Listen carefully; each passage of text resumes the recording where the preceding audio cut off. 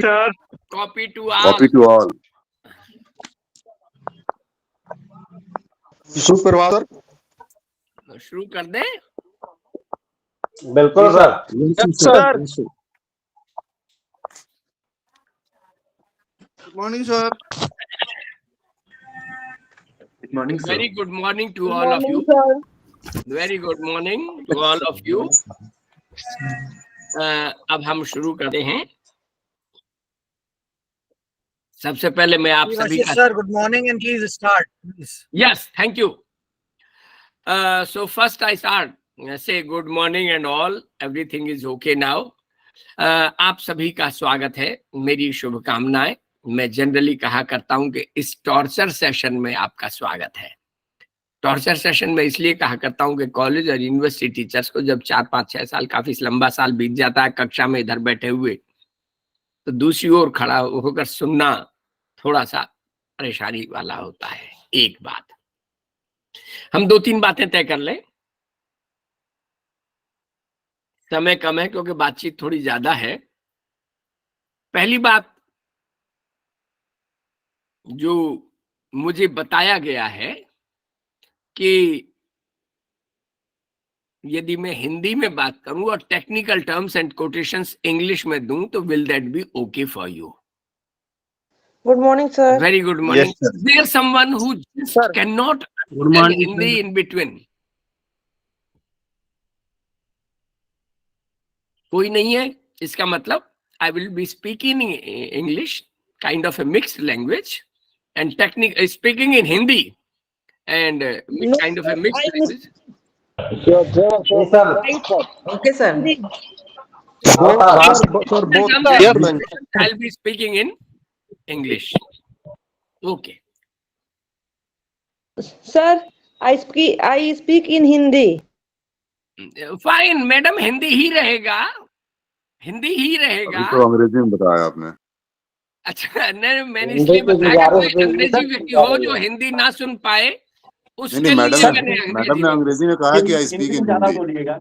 वही करो, हिंदी की गुजारिश भी इंग्लिश में नहीं कर रही है। मेरे दोस्तों, वो मैंने साउथ इंडियन से मान लो या नॉर्थ ईस्ट से कोई आया हो तो उनको बताने के लिए कहा। अब मैं बताता हूं फाइनली। मैं अच्छा, दूसरी चीज जो बड़ी इंपॉर्टेंट है, यूजीसी भी इस बात पर जोर देती है, एएमयू भी इस बात पर जोर देता है, एथिक्स भी कहती है, टेक्नोलॉजी भी कहती है कि आप सबको audio of and video on रखने चाहिए। Yes, sir. और 1-2 जगह तो ऐसा हुआ है कि डायरेक्टर साहब ने कहा कि जो वीडियो ऑन नहीं करेगा उसके खिलाफ हम एक्शन लेंगे वगैरह वगैरह। ये यूजीसी डिमांड करती है। I repeat, audio of and video on please. Audio of and video on. दूसरी बात। तीसरी बात जो शायद बड़ी जरूरी, मुझे आप लोग बताने की पसंद करें ना करें। गुड मॉर्निंग हो गई, ठीक ठाक है। 1 बार हो गई, 2 बार हो गई, काफी है, इट इज एनफ। और दूसरे, आप मुझे पर्सनली मैं अप्रिशिएट नहीं कर पाता। आप जो फूल से छोड़ते हैं उससे भी डिस्टरबेंस होता है, तो बेहतर है कि हम सीधे कंटेंट पर ही बातचीत करें। अंतिम बात जो और भी महत्वपूर्ण है, पर्सनली मैं ऑनलाइन मोड को पसंद नहीं करता, मेरी अपनी कन्विक्शन से, लेकिन कई कारणों से हमें करना ही पड़ता है। तो इसलिए मैं एक प्रैक्टिकल पॉइंट ऑफ व्यू से डिसाइड करते हैं हम लोग कि हम लोग सारी बातचीत करेंगे और अंत में 10-15 मिनट हम लोग बातचीत के लिए छोड़ देंगे। आप सवाल पूछ सकते हैं और सवाल उठा सकते हैं, लेकिन यदि महसूस करें कि बहुत जरूरी है, it is an emergent thing that आपको बहुत ही जरूरी चीजें आपको बोलना ही पड़ेगा, तो आप बीच में टोकें और बोलें। May I request you, all of you, ji बार बार अभी भी गुड मॉर्निंग मैसेज आ रहे हैं। गुड मॉर्निंग बहुत हो गया, अब हम बात शुरू करते हैं।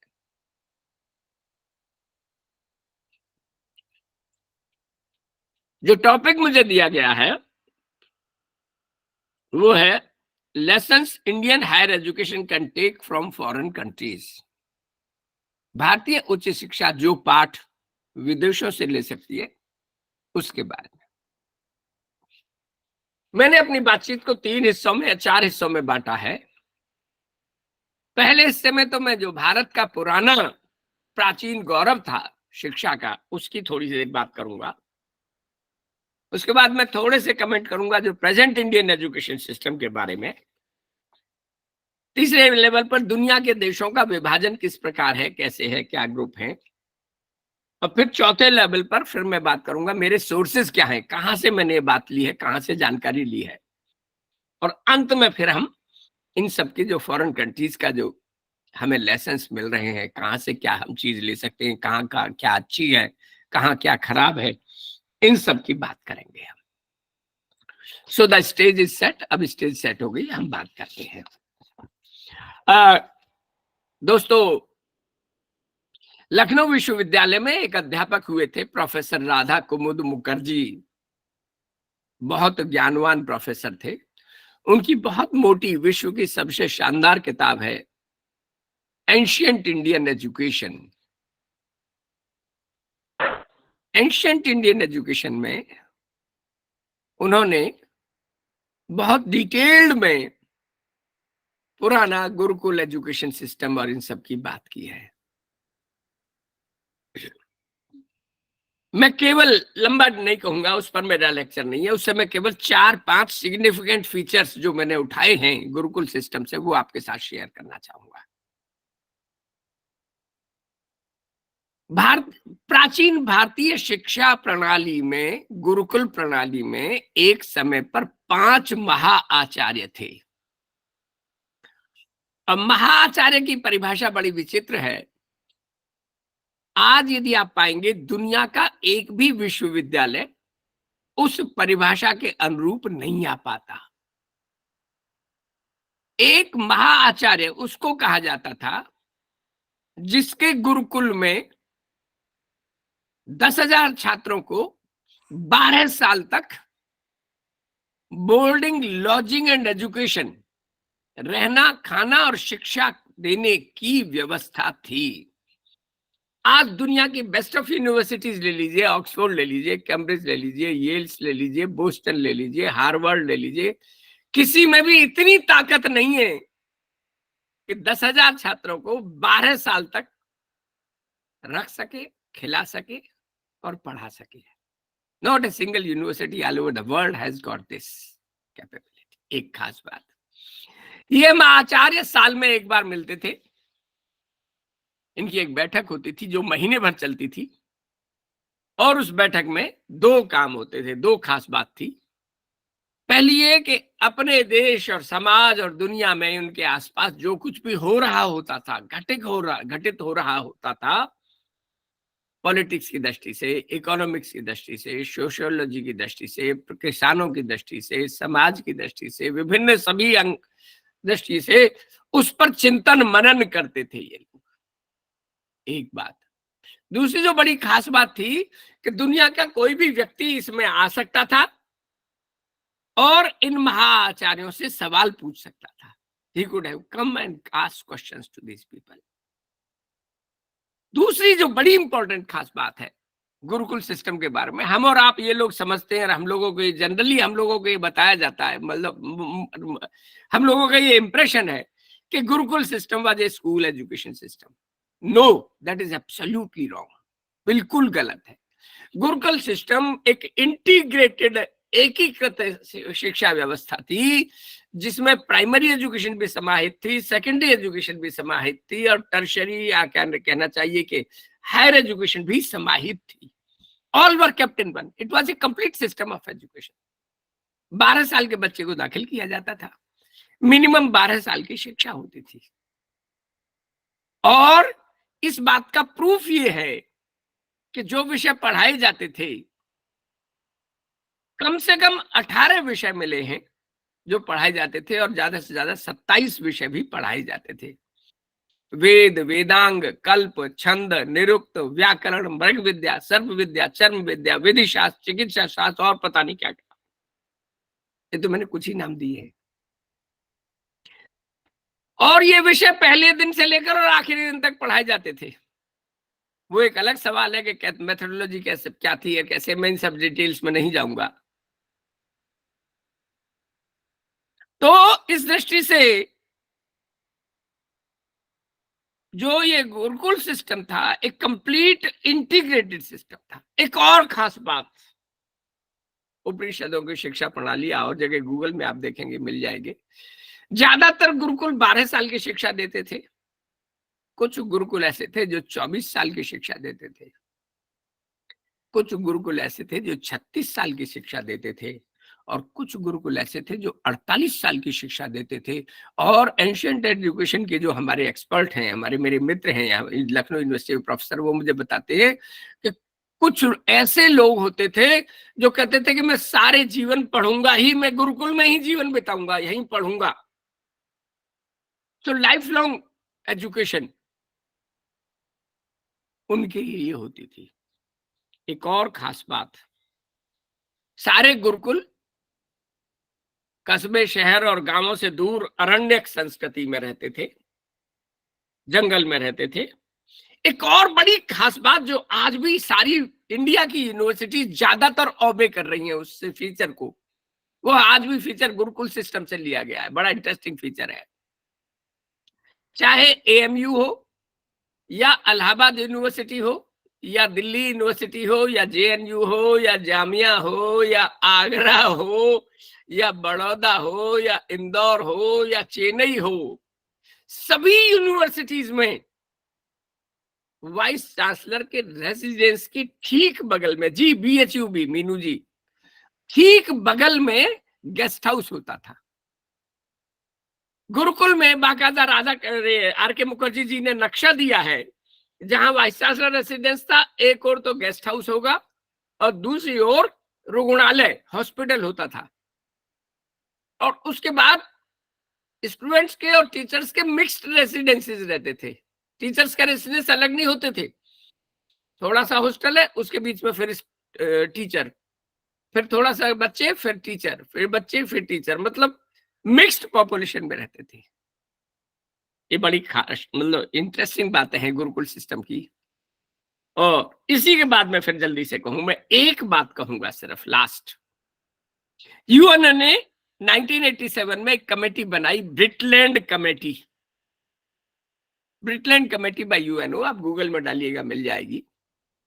उसमें एक बड़ी खास बात की गई, प्रीफेस में और फर्स्ट चैप्टर में हमारे ऋग्वेद और वेदों से बाकायदा कॉपी करके हिम्न श्लोकों को रखा गया और कहा कि दुनिया की शिक्षा ऐसी होनी चाहिए। तो हमारा नाम था, अभी किसी ने कहा था कि विश्वगुरु बन रहे हैं, कि हाँ ये बात तो सच है, लेकिन अभी हालत खराब है। अगली स्टेज पर मैं तत्काल आता हूं। आज भारत की जो स्थिति है, primary education, secondary education, higher education, बहुत ही खराब हालत में है। मैं केवल 2 उदाहरण दूंगा आपको, बड़े शानदार टिपिकल उदाहरण है। एक दुनिया के प्रसिद्ध सज्जन हुए हैं E.F. शूमाकर, उनकी एक किताब है स्मॉल इज ब्यूटीफुल। दुनिया में बहुत चली है ये किताब, 70s में आई थी। इसके बैक फ्लैप पर एक कोटेशन है, उसको यदि मैं मॉडिफाई कर दूं तो इंडियन एजुकेशन के बारे में आपको स्थिति पता चल जाएगी। वो कमेंट लिखा हुआ है बैक फ्लैप पर, शूमाकर साहब ने लिखा है, today man is being destroyed by the inner conviction of his uselessness and no amount of economic growth can compensate for the same. आज दुनिया का मानव अपने आंतरिक खालीपन से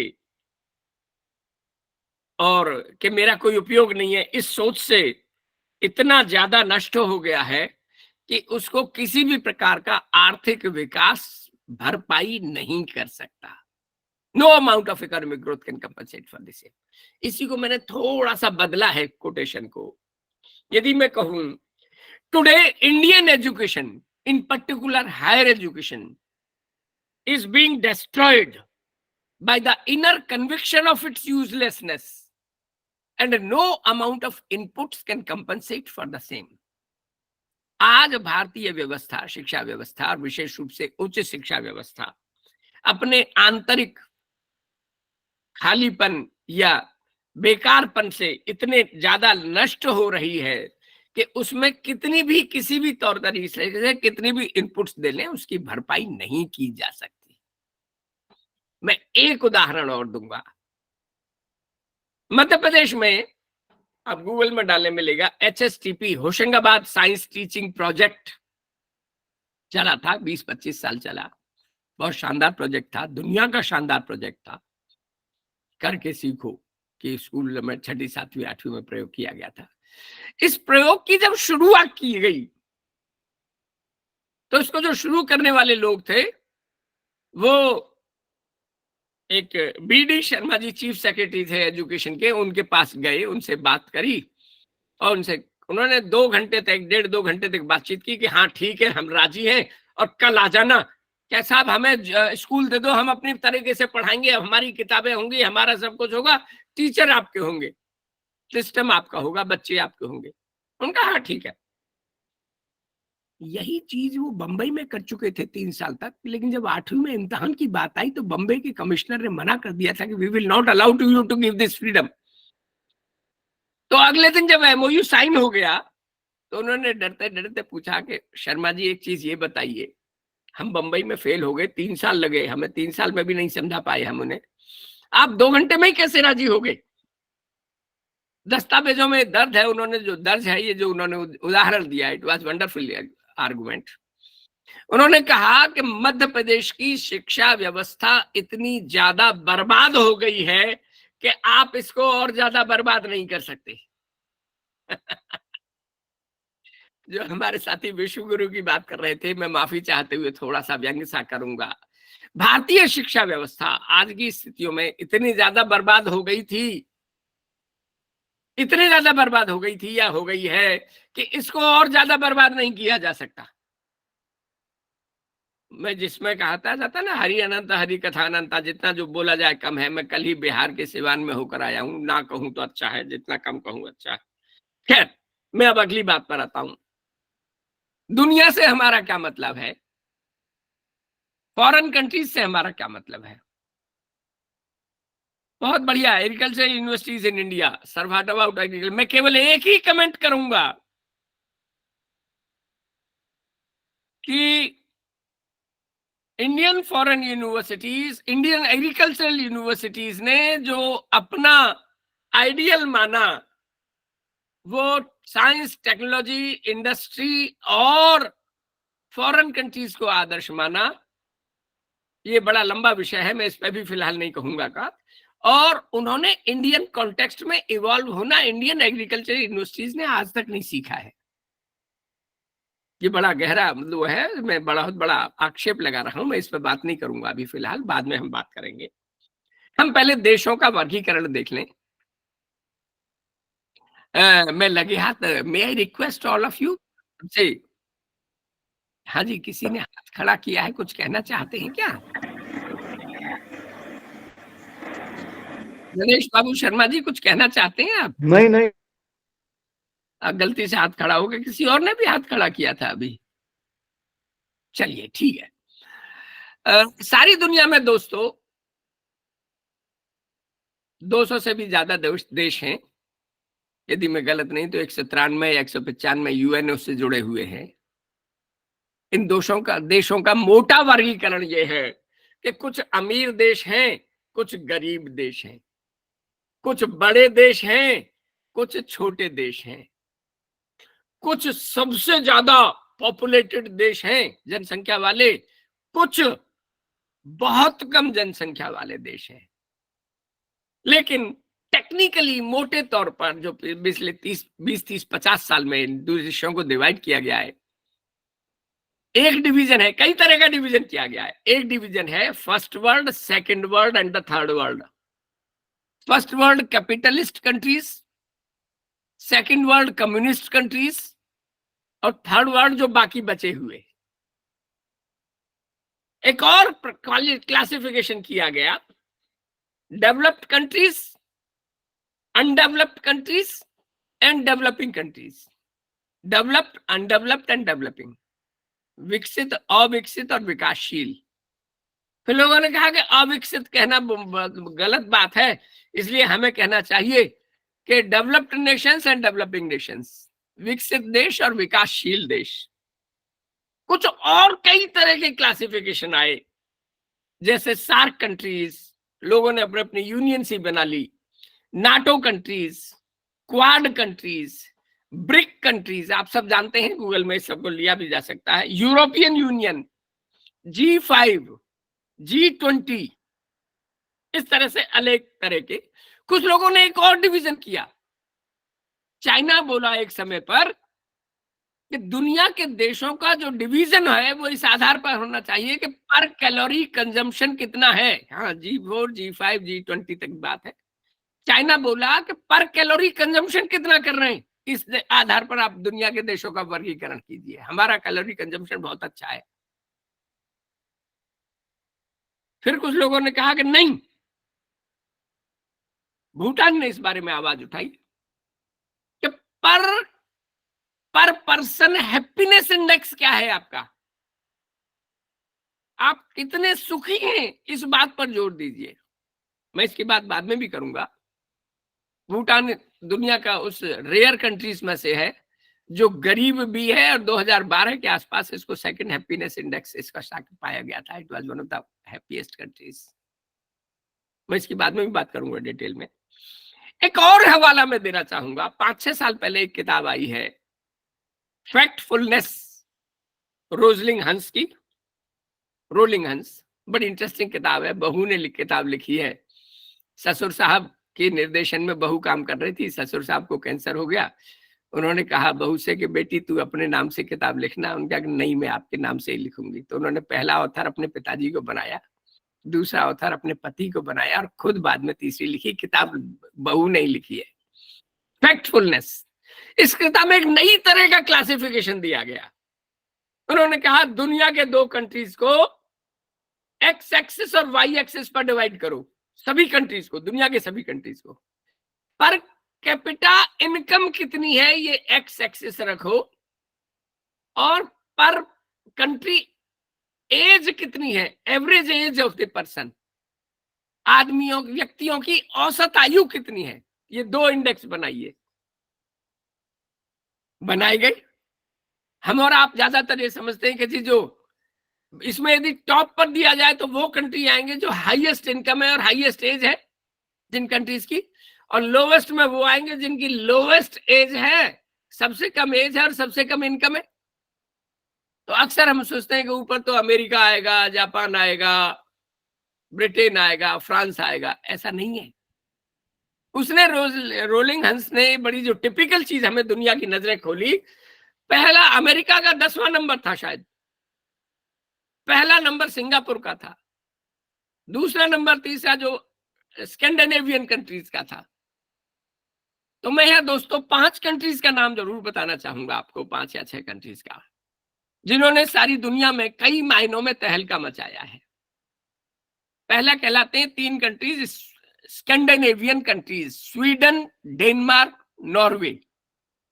इन तीनों को नाम सम्मिलित रूप से कहा जाता है Sweden, Denmark, Norway, Scandinavian countries. इनके साथ अब एक और जुड़ गया है पिछले 10 सालों में, फिनलैंड। तो 4 कंट्रीज ये हो गई। एक 5वां है स्विट्जरलैंड, इसको और मिला लीजिए आप। यूरोप के कई मायनों में टॉप कंट्रीज की ये है नाम इनमें जो टॉप आते हैं रोलिंग हंस के अनुसार। कंट्रीज क्या है, कैसे हैं, इसके बाद में हम बाद में और भी बात करेंगे। लेकिन फिलहाल मैं अब बात करूं कि मैं किस आधार पर आपसे बात करने के लिए अपने आप को 30 मार्क मान रहा हूं। What are my sources of information which I am talking to you. मेरी सूचना के स्रोत क्या है जिनके आधार पर मैं आपसे बात कर रहा हूं। तो बिना किसी लाग लपेट के, और मैं ये मतलब मैं खुदा का बड़ा भाई मैं नहीं हूं, मैं 30 मार्क का नहीं हूं, मैं पूरी विनयशीलता से जो मेरे सोर्सेस हैं उनका मैं आपके सामने बताना चाहूंगा। पहला तो हमारे एमएड में, मैंने दिल्ली विश्वविद्यालय से बीएड एमएड किया था, वो एक अलग कहानी है। वहां हमें कंपैरेटिव एजुकेशन पेपर पढ़ाया जाता था, और पहले पेपर फिलोसफी ऑफ एजुकेशन के एक हिस्से में दुनिया के जो टॉप कंट्रीज हैं और जो डेवलपिंग अनडेवलप्ड कंट्रीज है प्रैक्टिकली, उनके बारे में हमें पढ़ाया जाता था इंटरनेशनल एजुकेशन के कॉन्टेक्स्ट में। तो एक तो मेरा वही है। दूसरा, मैं फिर बार बार कहूंगा कि मैं पूर्ण आदर और सम्मान के बिना विनयशीलता से कहूंगा कि मैं पागल की पन की हद तक पढ़ने की आदत है मुझे। जिस कमरे में मैं बैठा हूं यहाँ 5000 किताबें हैं, मुझे 6 महीने लगे इनको कंप्यूटराइज करने में, और मैं ज्यादातर मैंने पढ़ रखी है। तो मेरी पढ़ने की आदत से मुझे जानू मिला, अनुभव मिला, जो मेरा सोर्स है, बड़ा सोर्स है। एक और बड़ा सोर्स है, मैं बार बार वही कह रहा हूं पूर्ण विनयशीलता के साथ, कि मैं 12 बार मुझे अमेरिका जाने का मौका मिला है। 2 बार ऑफिशियल विजिट्स पर गया था, लखनऊ यूनिवर्सिटी और California state university Long Beach. California state university के 23 कैंपस हैं। मेन कैंपस लॉस एंजलिस में है और दूसरा कैंपस लॉन्ग बीच, वहां से 23 किलोमीटर दूर है। तो वहां हम लोग महीने भर रहे थे और वहां के टीचर से इंटरेक्शन किया था, तो वहां 2 बार जाने का मौका मिला। मंजुला चौरसिया जी कुछ कहना चाहती हैं। मंजुला जी, गलती से हाथ लगा के लग गया है मुझे लगता है। खैर, तो मेरी कैलिफोर्निया स्टेट यूनिवर्सिटी, तो वहां जब मैं गया, वहां टीचर्स से मिला, उनके साथ रहा महीने भर, वहां लेक्चर्स भी दिए फिलोसफी ऑफ एजुकेशन पर, हिस्ट्री में भी, हिस्ट्री ऑफ फिलोसफी में, वो सब मेरे अनुभव रहे। उसके बाद मैं पर्सनल विजिट्स पे गया। टेक्सास में मैं जाता रहा हूँ, मिनीसोटा में गया, मिनियापोलिस में 4 बार गया, वहां यूनिवर्सिटीज में, कॉलेजेस में मैंने लेक्चर्स दिए। फिर मैं टेक्सास की राजधानी ऑस्टिन में गया हूं 5-6 बार, लगभग हर साल जाता हूं, बेटा मेरा वहीं रहता है, वो भी मेरा सोर्स है। मेरी ग्रैंड डॉटर के स्कूल में मैं जाता हूं, दूसरी क्लास पास कर लेगी इस साल। हाँ, सेवान भी गया हूं, दोनों एक ही सांस में, ये बात सही है। तो वहां जो मेरे अनुभव रहे वो मेरे स्रोत हैं। एक और, मुझे यूरोप के 14 कंट्रीज में जाने का मौका मिला एक बार लंबी विजिट में। तो उसमें यूके में लंदन गया, France, Belgium, Germany, Italy, Netherland और कई देश में तो भूल भी चुका हूं कहाँ, उन सब में गया था। एक मुझे भूटान 2 बार जाने का मौका मिला। और यहां मैं आपसे कहूंगा, यदि आप एएमयू में रह रहे हैं और बनारस आते हैं आप, और बनारस 5 दिन रहते हैं, तो 5 दिन बनारस रहने में जितना आपका खर्चा होगा, लगभग उतना ही खर्चा आपकी भूटान यात्रा पर होगा। वहां ज्यादा महंगाई नहीं है। भूटान के में भी होटल्स के वही रेट हैं जो बनारस में या दिल्ली में है। किसी भी छोटे होटल में जाएं आप, 1000-1200 रुपए में होटल मिल जाता है। तो भूटान में मैं ये देखने गया कि वो हैप्पीनेस कैसे है। 4 times to foreign countries having, हाँ डॉक्टर मीनू जी कह रही है, मेरी बहन जी डॉक्टर छवि जा चुकी है। यस, बड़ी बढ़िया, अच्छी बात है। तो भूटान में की मैं बात करूंगा, बाद में बात करूंगा। तो भूटान की यात्रा मेरा सोर्स है।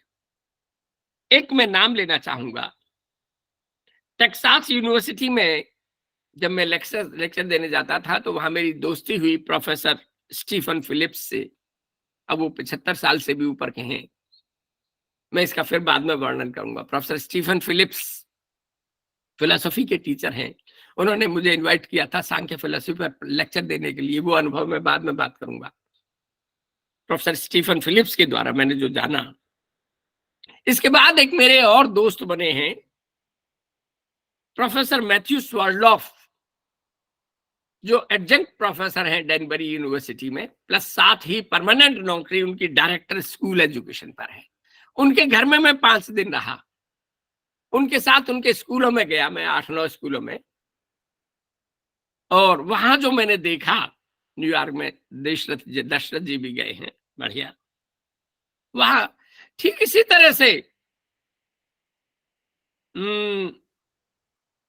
स्वार्डलॉफ जी की पत्नी professor एलिजे gold, state university of New York, state university Sunny के भी 18-19 कैंपस हैं।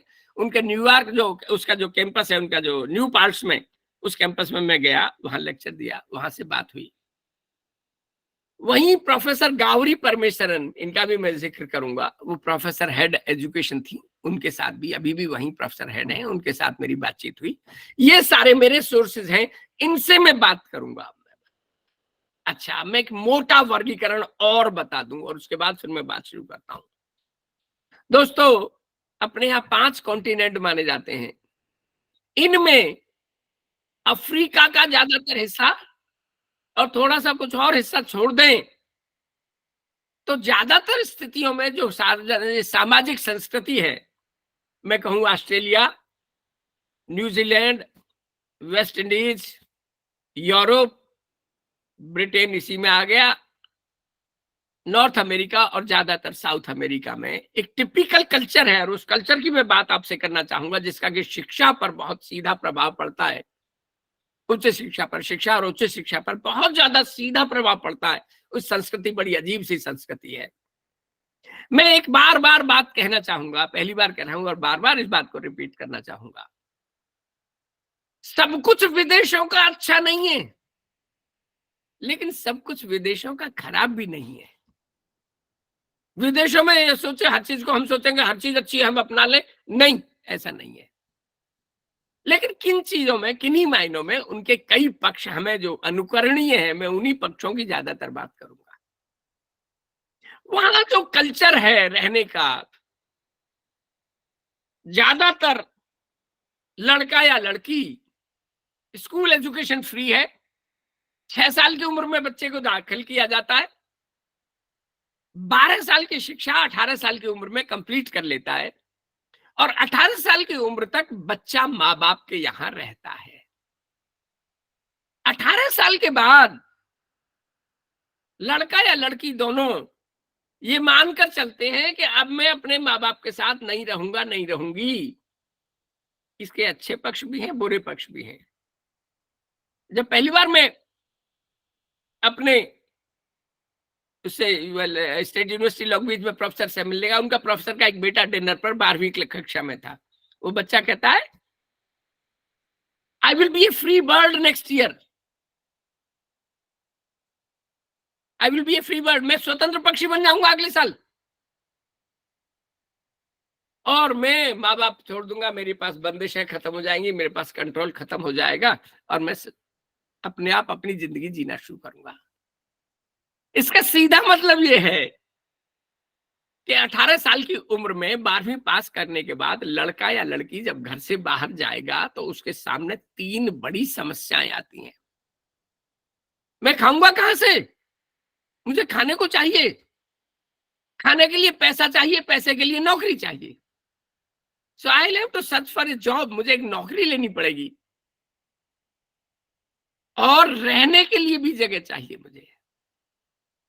तो वहां ज्यादातर बच्चे, ज्यादातर क्या 100% बच्चे,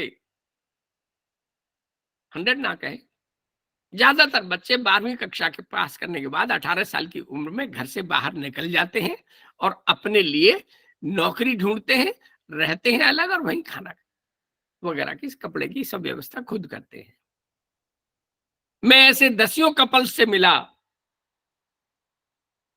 जो इस तरह से रह रहे थे, नौकरी कर रहे थे। हाँ, पढ़ने की बात अब करें, एक चीज और बीच में कह दूं, इसके विपरीत यहां मैं थोड़ा सा नेगेटिव पक्ष बताना चाहूंगा। इंडियन एजुकेशन सिस्टम में हम बच्चे को इतना ज्यादा लाड़ में रखते हैं कि बच्चा जितनी मारी सारी उम्र तक, कई बार हम तो चाहते हैं सारी उम्र हमारे साथ ही रहे। इसके पॉजिटिव पक्ष हैं, नेगेटिव पक्ष भी हैं। मैं ऐसे 2-3 पेरेंट्स को जानता हूं। मैं प्रोफेसर साहब है एजुकेशन के, भारत के बहुत प्रसिद्ध प्रोफेसर हैं, मैं नाम नहीं लूंगा। वो कहते थे कि मैं एमए तक अपने पिताजी के साथ सोता था, मुझ में मैच्योरिटी नहीं थी।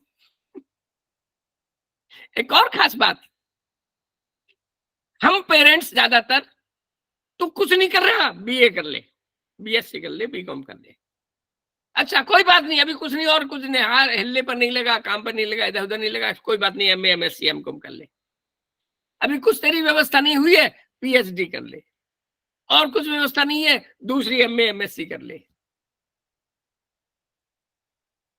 ये बड़ा अलग विषय है, मैं इस पर अभी ज्यादा चर्चा नहीं करूंगा। स्पून फीडिंग इतनी ज्यादा करते हैं, सुरक्षा इतनी ज्यादा देते हैं कि बच्चे की इंडिपेंडेंस डेवलप नहीं हो पाती।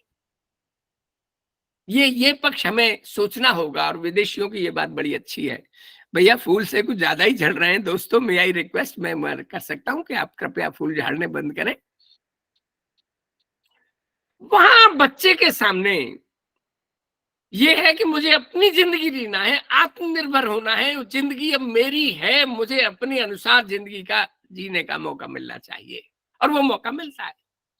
अब यहां एक बड़ी इंपॉर्टेंट बात है, यदि बच्चा इंटेलिजेंट है तो उसको बाहर खाक छानने की नौकरी पर जाने की जरूरत नहीं है। जो आउटस्टैंडिंग मेरिटोरियस बच्चे हैं, यूनिवर्सिटी उनको कहती है कि हम आपको फ्री देंगे, बोर्डिंग देंगे, लॉजिंग देंगे, स्कॉलरशिप्स भी देंगे, आप हमारे यहाँ फ्री रह के पढ़िए। बहुत बड़ी संख्या में फ्री शिप्स मिलती हैं, और इतनी होती है, और मतलब ज्यादातर मैंने देखा है कि लोग अपना इसी बीच में शादी भी कर लेते हैं। 18 साल से बड़ी उम्र के हो गए तो शादी कर रहे हैं, तो मियाँ बीवी दोनों रहते हैं, दोनों को पैसा मिल जाता है, तो बड़े मजे से रहते हैं, रेसिडेंस तक मिल जाता है। मैंने कई यूनिवर्सिटीज में बाकायदा इतनी स्कॉलरशिप दे देते हैं कि बच्चा इंडिपेंडेंटली यूनिवर्सिटी के घर में रह लेता है, पढ़ भी लेता है, और आगे बढ़िया करता है, स्कॉलरशिप भी ले लेता है, पेपर्स पढ़ लेता है। इवन इतना, ये एक अलग बाद में इशू है, कई बार सुपर मेरिटोरियस है तो बीएससी के बाद ही कह देते हैं पीएचडी कर ले।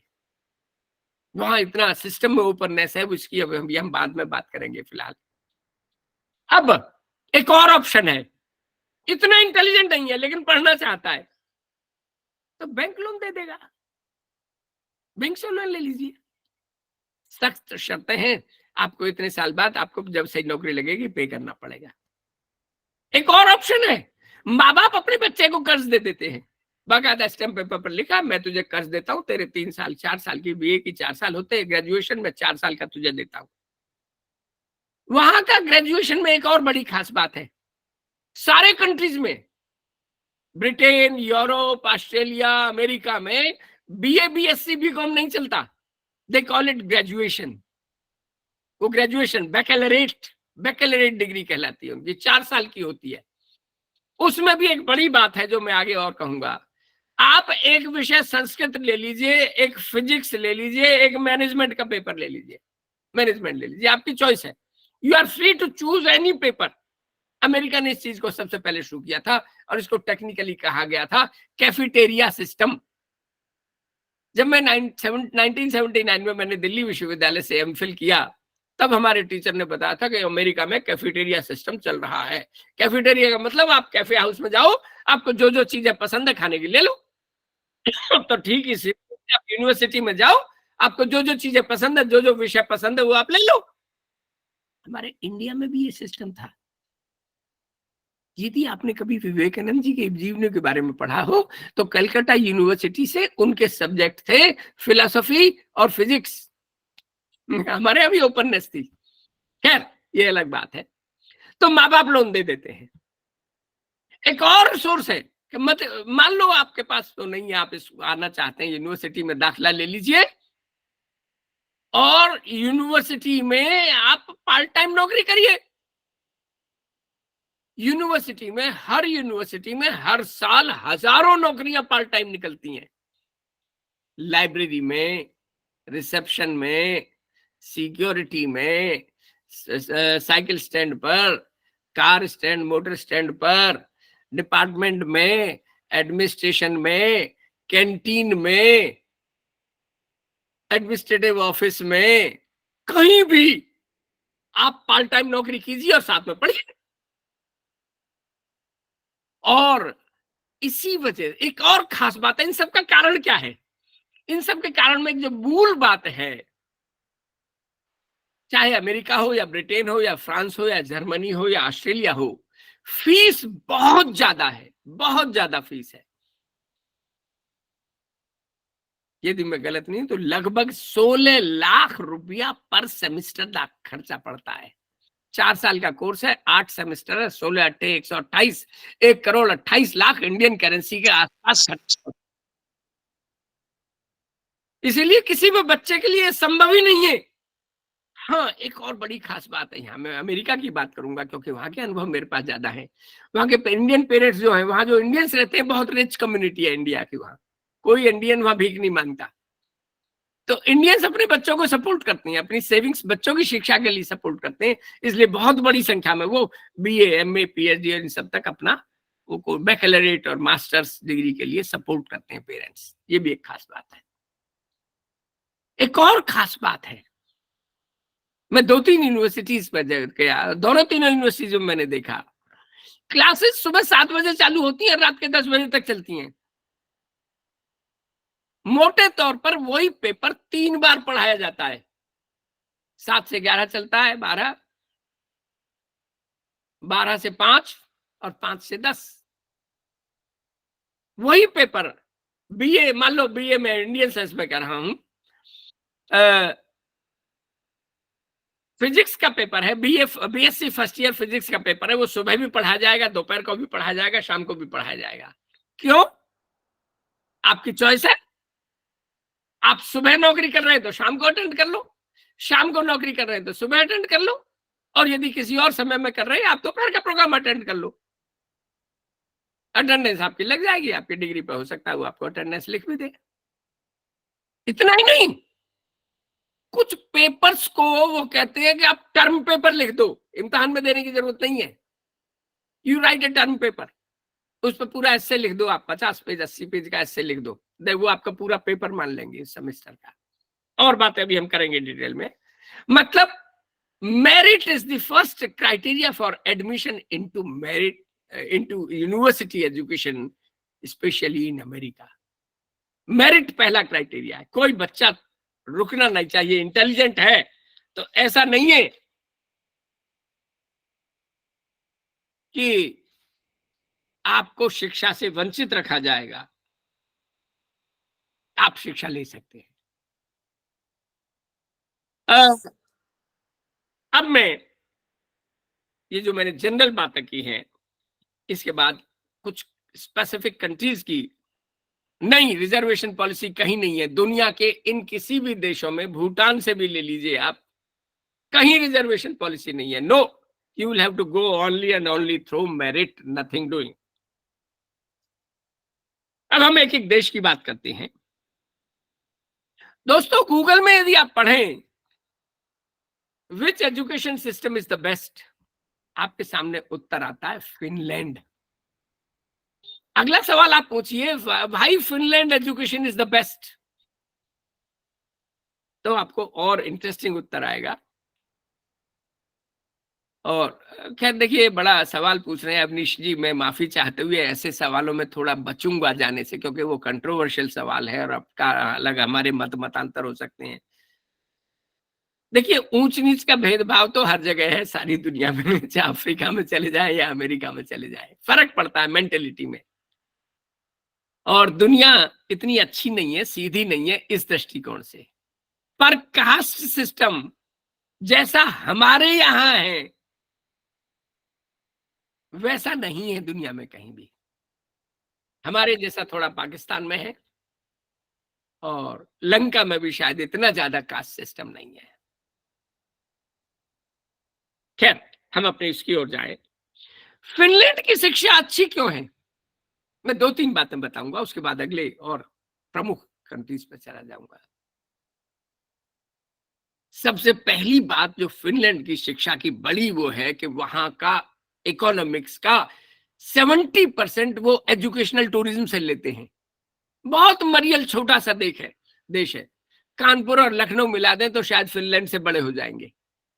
और फिनलैंड की क्वालिटी की बात यह है कि फिनलैंड के सिर्फ एक चीज ने सारी दुनिया में तहलका मचाया था एक समय पर। 5-10 साल तक, 5-10 साल तक उनका एक मोबाइल इंडिया में, उसको 5 बार भी जमीन पर गिरा दे तो 500 बार बाद भी काम करता रहता था। Nokia was produced by Finland. अब वो बीच में चुप हो गए, लेकिन अभी बाद में बहुत बढ़िया निकाल कर ला रहे हैं नए मॉडल्स, उनके बड़े अच्छे मॉडल्स आ रहे हैं। खैर, फिनलैंड में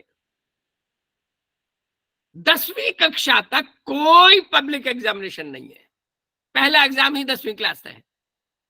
मुझे मालूम नहीं आप लोगों ने अनुभव किया है नहीं, मैंने 5वीं में बोर्ड का एग्जाम दिया, 8वीं में बोर्ड का एग्जाम दिया, 11वीं में बोर्ड का एग्जाम दिया। हमारे टाइम में 11वीं थी, वहां कहते हैं 10वीं में ही पहला होगा पब्लिक एग्जामिनेशन।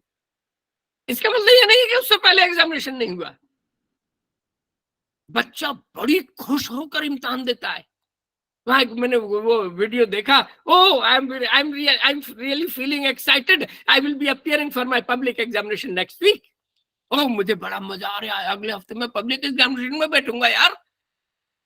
हमारे यहाँ तो सुसाइड करने के चक्कर में रहता है बच्चा पहले और बाद में। हम इस तरह से समझाते हैं बच्चों को, भैया जो कुछ भी हो अच्छा है कराना, ठीक ठाक कराना, राम के नाम पे कराना, घर आ जाना। एक और खास बात,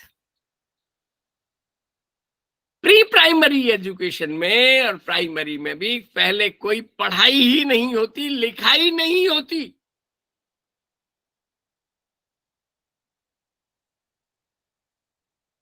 फिनलैंड में और ज्यादातर कंट्रीज में भी अब ये सिस्टम आ रहा है धीमे धीमे। सच बात यह है कि अमेरिकन लोग भी फिनलैंड बड़े घूमने आते हैं कि हम अपनी शिक्षा कैसे सुधारें फिनलैंड से आदर लेकर। एक मैं थोड़ा विषय से हटकर एक और इंपॉर्टेंट चीज पर आना चाहता हूं। ये जो 5-6 कंट्रीज मैंने बताए थे, Scandinavia, Sweden, Denmark, Norway, Finland और स्विट्जरलैंड, यहाँ का ऑनेस्टी इंडेक्स वर्ल्ड में सबसे ज्यादा है, ज्यादातर ये कंट्रीज है।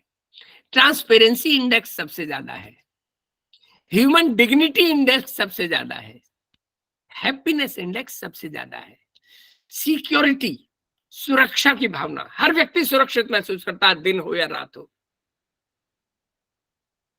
यस, हाई ट्रस्ट सोसाइटी है ये। और दुनिया के सबसे ज्यादा ईमानदार कह ले, आनंदित कह ले। कई फैक्टर्स हैं, मैं ये नहीं कह रहा कि हम रात में हो जाए, एक रात में हम हो जाए। अमीर भी हैं, ये भी सच है, उनका लाइफ भी अलग तरह की है, सोशल कल्चरल अलग तरह का, हर चीज हम नहीं ले सकते, लेकिन कुछ चीजें बड़ी इंपॉर्टेंट है। हैप्पीनेस इंडेक्स या honesty index, transparency index, women's status index वहां सबसे अच्छा है। यस, रिलीजन का वहां ज्यादा इंपैक्ट नहीं है, रिलीजन क्रिश्चियनिटी थोड़ा लो पेडेस्टल पर आ गई है। तो फिनलैंड में जो बच्चा पहले साल दूसरे साल मस्ती करता है, खेलने जाता है, बात करने जाता है, सोशलाइज करता है, उस पर कोई जोर ही नहीं है। आएगा, he wants to go and play, आता है स्कूल में, आएगा बच्चों के साथ खेलेगा। मैं इसका बताऊंगा और आगे चल के बाद में दूसरे कंट्रीज में भी फॉलो किया। जो मेरी ग्रैंड डॉटर पढ़ने जाती है वो क्या किया 2 साल में, वो बताऊंगा। उसके बाद वो बड़े धीमे धीमे आराम से चलते हैं, बिल्कुल स्लो। पहली दूसरी कक्षा में हल्का सा राइटिंग सिखाएंगे, पहले ड्राइंग सिखाते हैं, ड्राइंग एंड पेंटिंग। फिर पहले पर वो मास कलर कर सिखाते हैं, बड़े बड़े चीजों को कलर करो, बड़ी बड़ी चीजों को। छोटी छोटी बाद में बारीक बाद में लाते हैं, तीसरी चौथी क्लास में बारीक लाते हैं, लिखाने का लाता है। 10वीं क्लास में आते आते उसको कहते हैं फिर एक्सप्रेस करो, write essay about your friend, about your father, about your family, about your parents, about this और about that, about your school. छोटे छोटे ऐसे लिखवाते हैं, 2-2 4-4 लाइन के ऐसे लिखवाते हैं, फिर वो एडवांस करवाते जाते हैं। और इसलिए जब वो आनंद के साथ पढ़ता है तो naturally he learns with pleasure, the joy of learning वहां सबसे बड़ा कारण है फिनलैंड का। The joy of learning a child has in Finland has been found to be the best all over the world. मैं भूटान की बात करूंगा। दीपक कुमार प्रेमी जी कह रहे हैं जहां पाखंड नहीं होगा वहां लोग खुश रहेंगे। खैर ये मैं कोई कमेंट नहीं करूंगा, मैं बचूंगा, क्योंकि कमियां वहां भी हैं, वहां सब दूध का धुला नहीं है, ऐसा नहीं है कि सब वो है। तो मेरा तो पॉजिटिव चीजों को लेने का अंदाजा है। भूटान अमेरिका, बंगाल को 70% बिजली भूटान देता है। 70% बिजली पश्चिमी बंगाल की भूटान से सप्लाई होती है। तो एक तो उनका बड़ा सोर्स इनकम का ये हो गया। भूटान में 3 चीजें फ्री हैं। ये दुनिया का मतलब कहना चाहिए रेयर शानदार देशों में से एक है। वहां शिक्षा फ्री है, KG to PG। सिर्फ दाखिले के समय एक अपना वो भर दीजिए, फॉर्म भर दीजिए, फॉर्म में आपको एक नंबर अलॉट हो जाएगा और कोई हिडन फीस नहीं है कि डेवलपमेंट फीस है, कंप्यूटर फीस है, बिल्डिंग फीस है, ऐसा नहीं है। आपको सारी उम्र मुफ्त शिक्षा लेना है, यू आर फ्री। आपकी चॉइस है, आप लो मत लो, शिक्षा फ्री है। दूसरी सब बड़ी इंपॉर्टेंट है, वहां चिकित्सा फ्री है, शिक्षा फ्री है, इसलिए सरकारी स्कूल ही हैं ज्यादातर, प्राइवेट स्कूल ना के बराबर है, वेरी लेस, और हैं तो बहुत ज्यादा एक्सपेंसिव है, हर कोई अफोर्ड नहीं कर पाता। भूटान में चिकित्सा फ्री है तो प्राइवेट डॉक्टर्स ना के बराबर है, बहुत ना के बराबर है। बाकायदा उनका अपना सिस्टम है, टेलीफोन सिस्टम है, हर पहाड़ी से नीचे एक फोन लगाए, वहां से फोन कर दो, एम्बुलेंस आ जाएगी, आपको उठा के ले जाएगी, जिले के मुख्यालय में ले जाएगी, ज्यादा बीमारी है आपको ठीक करेगी, और आपको हफ्ते भर बाद जब आप ठीक हो जाएंगे आपको छोड़ देगी। चिकित्सा फ्री है। तीसरा, जमीन भी फ्री है। कोई मेरे जैसे व्यक्ति बोले कि जी मेरी बेटी की शादी हो गई है और मेरी सारी जमीन बिक गई, अब मुझ पर कोई जमीन नहीं है, मैं अब खेती करना चाहता हूं, मुझे जमीन दी जाए। तो दरअसल जो मेरा ड्राइवर था, 5 दिन वही रहा था, वो कई जगह इंडिया के बारे में इतने खराब कमेंट करता था, मुझे बड़ा गुस्सा आता था, मेरा मन होता था कि इसे डांटूं, लेकिन वो बातें सच कहता था। कहता हमारे यहाँ आपकी तरह करप्शन नहीं है, हमारे यहाँ आपकी तरह ब्यूरोक्रेसी नहीं है। उसने एक उदाहरण दिया कि जी जब मैं कोई आदमी कहता है कि मुझे जमीन चाहिए, तो महीने भर में सर्वे हो जाता है और उसे जमीन मिल जाती है 2 एकड़, महीने भर में। अब वो कहे कि जी नहीं, मुझे जमीन मेरी बेटी के यहाँ चाहिए, वो 20 जिले आगे है उसका जिला, बेटी का वहां चाहिए, तो 15 दिन और लगते हैं, 45 दिन में सर्वे हो जाता है, अलॉटमेंट हो जाता है, जमीन के कागज मिल जाते हैं, सब कुछ मिल जाता है आपको। 4 साल पहले मैंने मैं बुलंदशहर जिले का मूल निवासी हूं, मैंने बुलंदशहर जिले के कलेक्टर को खुद मिलकर एप्लीकेशन दिया था, रिसीविंग भी की थी और उत्तर मांगा था, और एक बार रिमाइंडर भी दे चुका हूं, अभी तक उत्तर नहीं आया है। ये हम और वहां एक बार में देख ले। हाँ जी, एक कोई साथी थे, उन्होंने हाथ खड़ा किया था, जयदीप थे या क्या नाम था, कोई सज्जन है, somebody raise the head, raise the hand, बताइए कोई साथी है? नहीं, वो गलती से हो गया होगा, चलिए खैर। अच्छा, मैं जब भूटान 2 बार गया देखने के लिए कि यहाँ के खुश होने का राज क्या है, तो ड्राइवर मुझे अपने घर ले गया, अपने घर में खाना खिलाया, और ड्राइवर से भी मैंने बातचीत की, इधर उधर घूमा भी। शहरों में इंक्लूडेड ज्यादातर भूटान के लोगों में, भूटान के परिवार 3 चीजें वो रखते ही हैं, मुर्गी रखते हैं, बकरी रखते हैं और गाय रखते हैं। दूध हो जाती है, दूध की पूर्ति हो जाती है, अंडे की पूर्ति हो जाती है, मांस की भी पूर्ति हो जाती है। ये एक बड़ा कारण है भूटान के हैप्पीनेस इंडेक्स का। चलिए जी, अब हम बात करते हैं और सिस्टम्स की, ग्रेट ब्रिटेन, अमेरिका, इन सब की। मैं प्राइमरी सिस्टम की बात करता हूं पहले।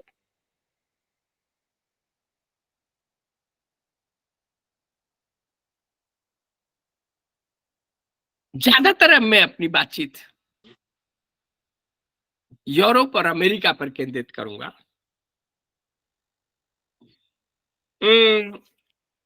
दोस्तों, शिक्षा के मोटे तौर पर 3 पक्ष होते हैं, मनुष्य की जो संभावनाएं हैं, मनुष्य के जो पोटेंशियलिटीज हैं। पहला पक्ष कहलाता है कॉग्निटिव, कोनेटिव और अफेक्टिव। ज्ञानात्मक, कॉग्निटिव ज्ञानात्मक, नॉलेज, कोनेटिव या साइकोमोटर क्रियात्मक पक्ष, और तीसरा अफेक्टिव या भावनात्मक या इमोशनल पक्ष।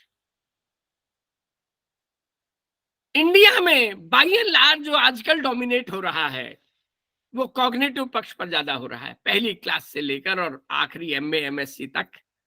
Cognitive, conative, conative CONNATIVE,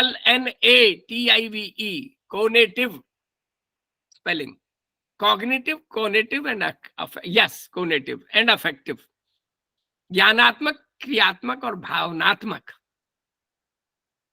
Bharat में कॉग्निटिव पर जोर दिया जाता है, नॉलेज पर जोर दिया जाता है, राइटिंग पर जोर दिया जाता है, एस्से टाइप पर जोर दिया जाता है, एस्से टाइप क्वेश्चंस।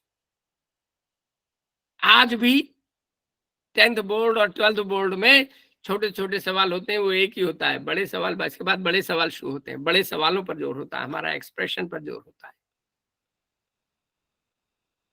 अमेरिका में अफेक्टिव पर भी नहीं है, कॉग्निटिव पर भी नहीं है, कोनेटिव पर जोर है, करके सीखो, एक्शंस पर जोर है।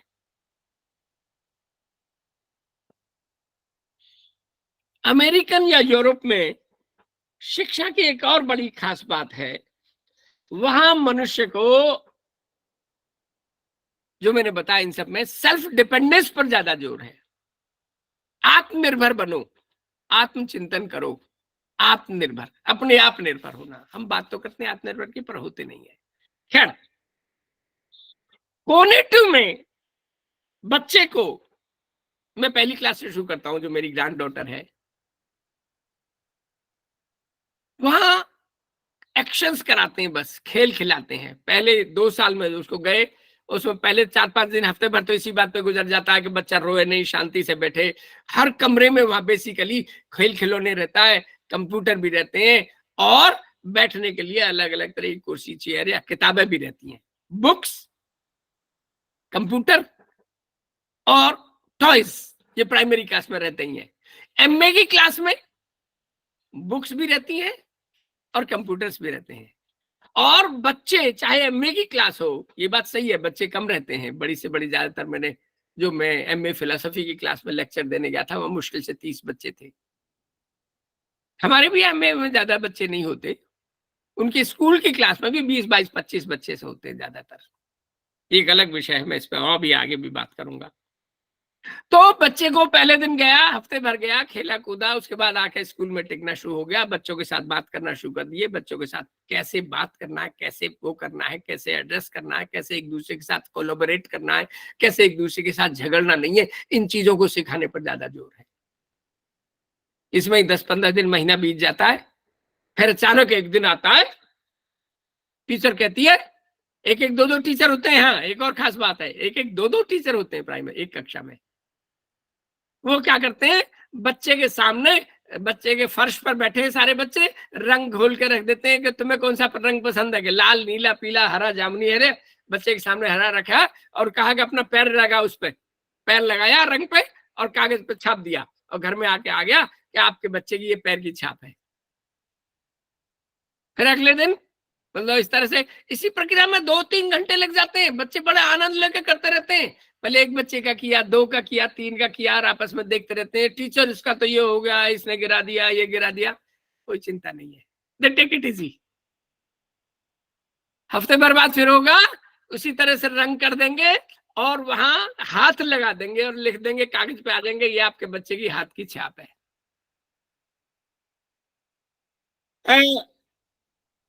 बच्चों को केयर करना, तमीज सिखाना, बातचीत करना, ये ज्यादा इंपॉर्टेंट मानते हैं वो। सारे अमेरिका में, हालांकि individual state to state different है, मैं 12, 14, 18 स्टेट में गया हूं। एक इंटरेस्टिंग बात रहती है, मेरे गांव में आज से 40 साल पहले मैं अपने गांव के लिए जाता था तो 4 किलोमीटर का पैदल चलने का हिस्सा रहता था। तो इसमें मान लो 100 लोग मिलते थे, तो 100 के 100 लोग एक दूसरे का अभिवादन करते थे, राम राम जी, जय जय राम जी की, पालागन, वालेकुम सलाम, सलाम वालेकुम कहते ही थे। आज 10-5 भी नहीं कहते।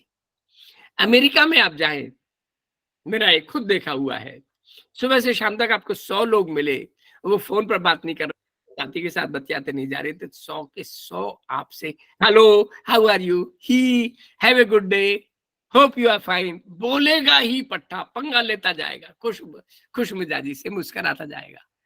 ये वहां की कल्चर का हिस्सा है, वहां की एजुकेशन का हिस्सा है। वहां हर बच्चे को ये सिखाया जाता है कि से गुड मॉर्निंग टू योर पापा एंड मॉम, से गुड, आपके घर में हर एक से पूछते हैं तुम्हारे घर में कौन कौन है, उनके साथ कैसे बोलना, क्या बात करनी है, ये सिखाया जाता है। बहुत सी बातें हैं, मतलब बड़ा मुश्किल है इस पूरे पीरियड में बताना, क्योंकि 10, 15, 20 मिनट मेरे सामने और है, हायर एजुकेशन के बारे में भी बताना है। पुलिस उनकी बहुत पहली दोस्त होती है, वो कहते हैं police is your first friend. IG, DIG, मुझे नहीं मालूम वहां क्या लेवल है, आईजी, डीआईजी या शेरिफ होगा या पुलिस इंस्पेक्टर होगा या सिपाही होगा, उससे कहा जाता है कि महीने में कम से कम तुम 6-8 बार स्कूलों में जाओगे, अपने निकट के स्कूल में जाओगे, it is compulsory for them. इसके लिए बजट है बाकायदा। और उसको कहते हैं बाकायदा सोवेनियर्स ले जाते हैं, टॉफी ले जाते हैं, बैज ले जाते हैं, बैंड ले जाते हैं, गिफ्ट करने के लिए चीजें ले जाते हैं, पूरा पैकेट लेके जाते हैं। हर क्लास में जाते हैं, वो बात करते हैं एक आधा घंटा, एक घंटा, और वो कहते हैं police is your first friend. कोई भी दिक्कत है, कहीं भी दिक्कत है, तुम्हारा टीचर तुमको तंग करता है, दोस्त तुम्हारा तंग करता है, माता पिता तंग करते हैं, फोन 911 पे कर दो, we are there to help you. छोटी से छोटी बात को उठाते हैं कि whenever you have problem phone 911। ये उनका कल्चर है। हमारे यहाँ पुलिस से हम लोग बड़ी उम्र के लोग जाने में हिम्मत नहीं कर पाते। इंडियन पुलिस की जो इमेज है by and large, social image बहुत अच्छी नहीं है। वो अपने साथ बच्चे को महसूस करते हैं कि we are safe in the hands of police, police is our first friend. मैंने इंडियन पेरेंट्स के यहाँ भी देखा है कि बच्चे कई बार बच्चे दंगा करते हैं, माँ बाप ज्यादा तंग करते हैं कि मैं 911 फोन कर दूंगा, माँ बाप फट चुप हो जाते हैं। स्कूल डिस्ट्रिक्ट वहां दिए गए हैं। मेरे जो मित्र थे प्रोफेसर स्वॉर्डलॉफ, वो उनको 9 स्कूल दिए गए थे। 9 जिले पर एक डायरेक्टर है, 9 स्कूल्स पर मिनिमम 9, 12, 13 मैक्सिमम देते हैं। और मैं 9 के 9 स्कूलों में गया, उनको हर टीचर का नाम याद था। इतना ही नहीं, वो कहते हैं मैं 80% स्टूडेंट के नाम जानता हूँ, नाम याद है मुझे। एक स्कूल में गए, एक टीचर नहीं आई थी, कल लगे वशिष्ठ जी आओ बैठो, हमें और आपको बैठ के पढ़ाना पड़ेगा इस क्लास में। तब पढ़ाने का मतलब पढ़ाना नहीं है, बच्चों के साथ खेल खेलना है, काम कराना है। दूसरी कक्षा थी, हम बैठ गए, किसी से गवाया, किसी से बात कराई, किसी से बोल्ट नट बोल्ट प्लस टिक्के लगवाई, ऐसी गतिविधियां घंटे 1.5 घंटे ऐसा करते रहे। डायरेक्टर का कोई ऑफिस नहीं था। कह रहा जी मेरे 9 स्कूल में हर कमरे में मेरा एक मेज कुर्सी रख दी गई है मेरी, वहां दूसरा टीचर भी बैठता है, मुझे भी एक मेज कुर्सी दे दी गई है। बस उस मेज कुर्सी पर हर स्कूल का मेरा अपना अलग कंप्यूटर है, हर जगह सारे कंप्यूटर मेरे आपस में जुड़े ही हैं, और मैं अपना इनसे अपना काम चलाता हूँ। बस मेरा कोई ऑफिस नहीं है। Every day as a director of education I have to visit school. और कहते हैं कि मैं महीने में 2-2, 3-3, 4-4 बार किसी स्कूल में, 5-5 बार किसी स्कूल में हो आता हूँ। हमारे यहाँ डायरेक्टर सारे जीवन हो सकता है, एक स्कूल में भी ना जाए डायरेक्टर के जीवन में। एक्टिविटीज बहुत अलग हैं। स्कूल एजुकेशन कंपलसरी है। वहां नियम है कि यदि आप नई जगह पर आए हैं स्टेट में, तो 3 महीने के बाद यदि आप स्कूल में नहीं जा रहे हैं तो आपको लिख के बॉन्ड देना पड़ेगा, मैं अपनी शिक्षा के बच्चे की शिक्षा के लिए मैं खुद जिम्मेदार हूं, अदरवाइज आपको जेल हो सकती है। क्योंकि अच्छा गवर्नमेंट स्कूल ज्यादा है और गवर्नमेंट पब्लिक स्कूल की है, प्राइवेट स्कूल है। वहां एक और जगह है, गवर्नमेंट स्कूल को पब्लिक स्कूल कहा जाता है और दूसरे प्राइवेट स्कूल होते हैं। हमारे यहाँ पब्लिक स्कूल को प्राइवेट कहा जाता है, उनके यहाँ पब्लिक को गवर्नमेंट कहा जाता है। So there are 2 types of schools only, public and private. India में अलग तरह के स्कूल है, हमारे यहाँ कहा जाता है private and government, public and government. वहां टीचर के लिए वहां की फिलॉसफी कहती है teacher is the friend, philosopher and guide.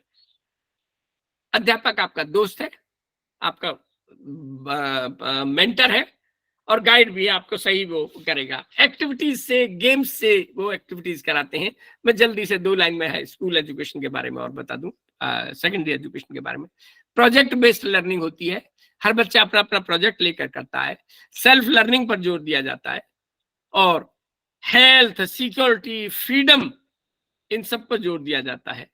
School education टर्मिनलाइज मानी जाती है 12वीं कक्षा के 10वीं कक्षा के बाद। यस, स्कूल की एक और जो बड़ी खास बात है, इंटरेस्टिंग बात है, मैं आपको बता दूं, बड़ी इंटरेस्टिंग बात है, इन्होंने सवाल किया। अमेरिका में मकानों की कीमत इस बात पर निर्भर करती है कि आपका पड़ोस का स्कूल कौन से ग्रेड का है। हर स्कूल को ABCD 4 ग्रेड में डिवाइड किया गया है। डी स्कूल को कहा जाता है, डी लेवल स्कूल को, कि 2 साल में C लेवल आ जाओ। C लेवल स्कूल को कहा जाता है 2 साल में B आ जाओ वरना बंद कर दो। B को कहा जाता है 2 साल में A आ जाओ। तो जो कई बार A स्कूल D हो जाता है अनेकों फैक्टर्स के कारण। वहां जैसे ही A स्कूल D हुआ, मकानों की कीमत गिर गई। जहां जिस इलाके में D स्कूल है वहां मकानों की कीमत कम होती है, A लेवल के स्कूल में मकानों की कीमत ज्यादा होती है। बड़ा इंटरेस्टिंग फीचर है। और अभी इसी वजह से क्या होता है कि टीचर होना बड़ा मुश्किल है। वहां टीचर होने के लिए बहुत सख्त स्ट्रगल करनी पड़ती है। हमारे यहाँ नहीं है कि आगरा यूनिवर्सिटी में हाई कोर्ट ने भी ऑर्डर दे दिया कि वो 15,000 लोग थे जिन्होंने इलीगल दाखिला लिया है, उन्होंने एक भी दिन क्लास अटेंड नहीं दी, एक भी दिन लेक्चर नहीं किया, और उनको भी एग्जाम देना अलाउड कर दिया। ये इंडिया यूपी की हिस्ट्री में रहा है। ये आगरा यूनिवर्सिटी का आप देखिए कोर्ट में केस रहा है। खैर मैं अलग उस पर नहीं जाऊंगा, मैं कमेंट नहीं करूंगा हाई कोर्ट के उस पर। मैं केवल वोकेशनल एजुकेशन बहुत दी जाती है स्कूल एजुकेशन में। वोकेशनल एजुकेशन बहुत से वोकेशंस की ट्रेनिंग पर जोर दिया जाना चाहता है। टीचर के लिए 4 साल का नहीं, 4 साल का पहले बीए 10वीं के बाद 12वीं करने के बाद 4 साल का कोर्स है। टीचर एजुकेशन कोर्स के बाद आपको स्टेट लेवल का एग्जामिनेशन देना पड़ेगा। स्टेट लेवल के एग्जामिनेशन के बाद आपको जिस स्कूल में अप्लाई करना हो सकता है वो आपका रिटन टेस्ट ले, सीरीज ऑफ इंटरव्यूज लेंगे और तब जाकर आपको अपॉइंटमेंट देंगे। उन पर वर्कलोड बहुत हैवी होता है। They have a very heavy workload. Teachers बहुत काम करता है। मैं यूनिवर्सिटी टीचर की बात करूं, प्रोफेसर पटनायक के घर पर हम डिनर पर गए थे। वो बोली, मैडम हम लोग 3 लोग थे, 2 मेल टीचर्स थे, 1 फीमेल टीचर थी। मैडम हमारा 48 घंटे पर वीक हम पढ़ाते हैं, हमें पढ़ाना पड़ता है, स्कूल के काम से इन्वॉल्व रहते हैं। ठीक है लेक्चर 10 ही होंगे, लेकिन 38 घंटे काम करना पड़ता है हमें। हायर एजुकेशन जैसे मैंने बताया हाई फीस है। हायर एजुकेशन में एक बड़ी अलग बात है, जैसे मैंने बताया स्कूल लेवल पर गवर्नमेंट स्कूल बहुत ज्यादा हैं। हायर लेवल पर प्राइवेट कॉलेज यूनिवर्सिटीज बहुत ज्यादा है, गवर्नमेंट यूनिवर्सिटीज ना के बराबर है। बहुत कम है, बहुत कम, ना तो नहीं कह सकते पर हाँ बहुत कम है। फीस बहुत हाई है जैसा मैंने बताया। पेरेंटल सपोर्ट बच्चों को मिलता नहीं है। अर्न व्हाइल यू लर्न का क्या है, 4 साल का कोर्स है ग्रेजुएशन का। ग्रेजुएशन के कोर्स में आप जो मर्जी सिलेबस ले सकते हैं, anything you want to take. Open system है। 4 साल का कोर्स आप 3.5 साल कर ले, आप पेपर भर दीजिए, ये पेपर लूंगा ये लूंगा, उसकी फीस भर दीजिए, 3.5 साल में कर लीजिए, उन्हें एतराज नहीं है। 4 साल का कोर्स 3 साल में कर लीजिए, उन्हें एतराज नहीं है। दे आर फ्री, उन्होंने कहा हमें कोई एतराज नहीं है, डू इट। हाँ मुझे कोई ऐसा नहीं मिला जो जिसने 3 से कम में किया हो, क्योंकि बहुत लंबा कोर्स है, एक में काफी पेपर्स होते हैं। सेमेस्टर सिस्टम है। सेमेस्टर सिस्टम की एक और खास बात है, the teacher who teaches will also evaluate. जो पढ़ाता है वो इवेलुएट भी करेगा। और एक और खास बात है, ज्यादातर पेपर्स ऑनलाइन पर दिए जाता है। ऑनलाइन ही बच्चा एग्जाम देता है, ऑनलाइन ही बच्चा अपीयर करता है। और पेपर्स हैं, टर्म पेपर्स हैं, इन सबको टीचर इवेल्युएट करता है और ऑनलाइन डाल देता है। और हर छात्र सारे बच्चों के कोर्सेज को देख लेता है, सारे बच्चों के असाइनमेंट को देख लेता है, और ही हैज द राइट। आपने इसको तो इतने नंबर दिए, मुझे इतने कम क्यों दिए, आपने इसको इतने नंबर दिए, मैंने भी यही लिखा, इस पे इतने कम दिए। एवरीथिंग इज ओपन, कोई उसका वो नहीं है। And teacher is answerable to satisfy every student. हर अध्यापक की जिम्मेदारी है कि वो हर बच्चे को संतुष्ट करे कि तुझे कम नंबर इसलिए दिए, तुझे ज्यादा नंबर इसलिए दिए। हायर एजुकेशन की ओपननेस में एक और खास बात है, जैसा कि मैंने बताया, टीचर का जो अपॉइंटमेंट बड़ी खास बात है। वहां 10 प्रकार के टीचर्स होते हैं। सबसे टॉप प्रकार का टीचर माना जाता है टेन्योर टीचर। टेन्योर टीचर के लिए आपका रिटन टेस्ट रख सकता है, सीरीज ऑफ इंटरव्यूज हो सकते हैं। टेन्योर टीचर वहां का परमानेंट टीचर होता है, और परमानेंट टीचर 5 साल के लिए अपॉइंट करते हैं, एटलीस्ट 5 years। 5 साल बाद आपको दोबारा अप्लाई करना पड़ेगा, दोबारा रिटन टेस्ट हो सकता है, दोबारा इंटरव्यू देना पड़ेगा। 70 साल तक हो सकता है आपने, मान लो 70 साल की उम्र हो गई है, तो हो सकता है आपने 6 बार इंटरव्यू दिया होगा। पे बहुत वेरीड है, बहुत अलग अलग वेरीड है। ऑस्ट्रेलिया में यह सिस्टम है, कुछ परमानेंट फिक्स पे मिलती है और बाकी पे ये मिलती है। बड़ा टिपिकल सिस्टम है, जितने ज्यादा बच्चे होंगे आपकी उतनी ज्यादा पे हो जाएगी, जितने ज्यादा कोर्स आपके बच्चे लेंगे आपकी पे उतनी बढ़ जाएगी। जहां मैं अमेरिका का सिस्टम बताता हूं, वहां के जो एक मजदूर की पे है, मजदूर को मिनिमम आज की तारीख में, पहले $9 थे, आज की तारीख में $15 पर आवर मिलते हैं। टीचर की पे उससे ज्यादा होती है। इस पे आपने सवाल खड़ा कर दिया। जो स्कॉलरशिप मिलती है, कई बार बच्चे को $4000 पर मंथ स्कॉलरशिप मिलती है और $4000 में आप रह सकते हैं, खा सकते हैं, मकान किराए पर ले सकते हैं और अपना जिंदगी चला सकते हैं। $4000 इज ए गुड पे। कई बार $1500 में भी मैंने देखा कि $1500 में ही लोग महीने भर का काम चला लेते हैं। यस, प्रशांत जी कुछ कहना चाह रहे हैं? सर ऑडियो ऑफ करने हैं Prashant ji. Prashant ji audio off please, thank you. एक और खास बात है, मैं फार्मर्स के बारे में बात नहीं करूंगा। वहां ज्यादातर फार्मर्स जो बड़े फार्मर्स हैं, छोटे फार्मर्स नहीं है, मैं इसकी बात नहीं करूंगा, मैं उसकी बात कर रहा हूँ। टीचर्स, एक होता है टेन्योर टीचर, दूसरा नॉन टेन्योर टीचर। एक होता है सेमेस्टर वाइज टीचर अपॉइंट करते हैं, कुछ गेस्ट टीचर्स होते हैं, कुछ गेस्ट लेक्चरर्स होते हैं, कुछ टीचिंग असिस्टेंट होते हैं। इस तरह से अलग अलग कैटेगरीज रहती हैं। प्रोफेसर गावरी परमेश्वरन जी से जब मैं मिलने गया तो उन्होंने बाद में मुझसे कहा कि यदि आप हमारी यूनिवर्सिटी में पढ़ाना चाहें तो आपका स्वागत है। आप कोर्स डिजाइन कर दीजिए, एक सेमेस्टर का आप कोर्स डिजाइन कर दीजिए and you come as professor of education. मैं आपको ऑफर दे दूंगा। आपका इंटरव्यू जरूर लेंगे, इंटरव्यू तो होगा, आपका पूरी क्वालिफिकेशन सर्टिफिकेट और वो सब देखा जाएगा, पर आप एक सेमेस्टर के लिए ये कोर्स पढ़ाने आइए। सिर्फ इंडिया में IITs में ये सिस्टम है। एक मेरे मित्र हैं प्रोफेसर LM कपूर, ललित मोहन कपूर, वो इनका लंबी बात है, मैं बाद में कहूंगा। IIT में आए, वो दुनिया के बहुत के बड़े फूड के एक्सपर्ट हैं, भोजन से किस तरह से बीमारियां ठीक की जाए। IIT कानपुर ने उनसे कहा कि सर एक सेमेस्टर आप पढ़ाइए। इसी तरह अमेरिका में जब मैंने बातचीत उनका कि वशिष्ठ जी एक सेमेस्टर आप पढ़ाइए, आपको नौकरी मिल दे देंगे। आप रिटायरमेंट एज नहीं है। मैं एक दूसरा किस्सा सुनाना चाहूंगा, मैं जल्दी से और आगे बढ़ूं। मेरे मित्र, मैंने बताया कि स्टीफन फिलिप्स साहब से जब मैंने मिला तो मैं हैरानी में रह गया। स्टीफन फिलिप्स जब भी मुझे मिलते थे, बात करते थे, पहली बात तो नॉर्मल बात की, उसके बाद जब भी बात करते अहो महाआचार्य, अहम भाग्यम, मेरे भाग्य है जो मैं आपसे मिल रहा हूं। उन्होंने 2 PhD की है, एक अमेरिका से PhD की है, एक बनारस से संस्कृत में PhD की है। धारा प्रवाह संस्कृत बोलते हैं प्रोफेसर स्टीफन फिलिप्स। और अब तो बूढ़े हो गए हैं। उनको बाद में केवल एक मैकेनिकल इंटरव्यू से दिखाने का करते थे। जब 65-70 साल के हो गए कि नहीं, आई एम सॉरी, मैं अब नहीं आना चाहता, यूनिवर्सिटी ने उनसे रिक्वेस्ट करी कि सर आप हफ्ते में 3 दिन आ जाइए। 2-3 साल वो भी चलाया उन्होंने, फिर बोले कि नहीं अब मैं नहीं आना चाहता। अच्छा सर हफ्ते में 1 दिन आ जाइए। 2023 की बात है, 2022 की। उन्होंने, यूनिवर्सिटी ने उनको नहीं छोड़ा। उन्होंने कहा कि प्रोफेसर फिलिप्स, वी वांट कि आप महीने में एक आध बार जब चाहे आ जाइए, 2-4 लेक्चर ले लीजिए, कोई आपका अपॉइंटमेंट इंटरव्यू की जरूरत नहीं है। अच्छा टीचर वहां जितनी मर्जी साल तक जब मर्जी पढ़ाए, they are welcome.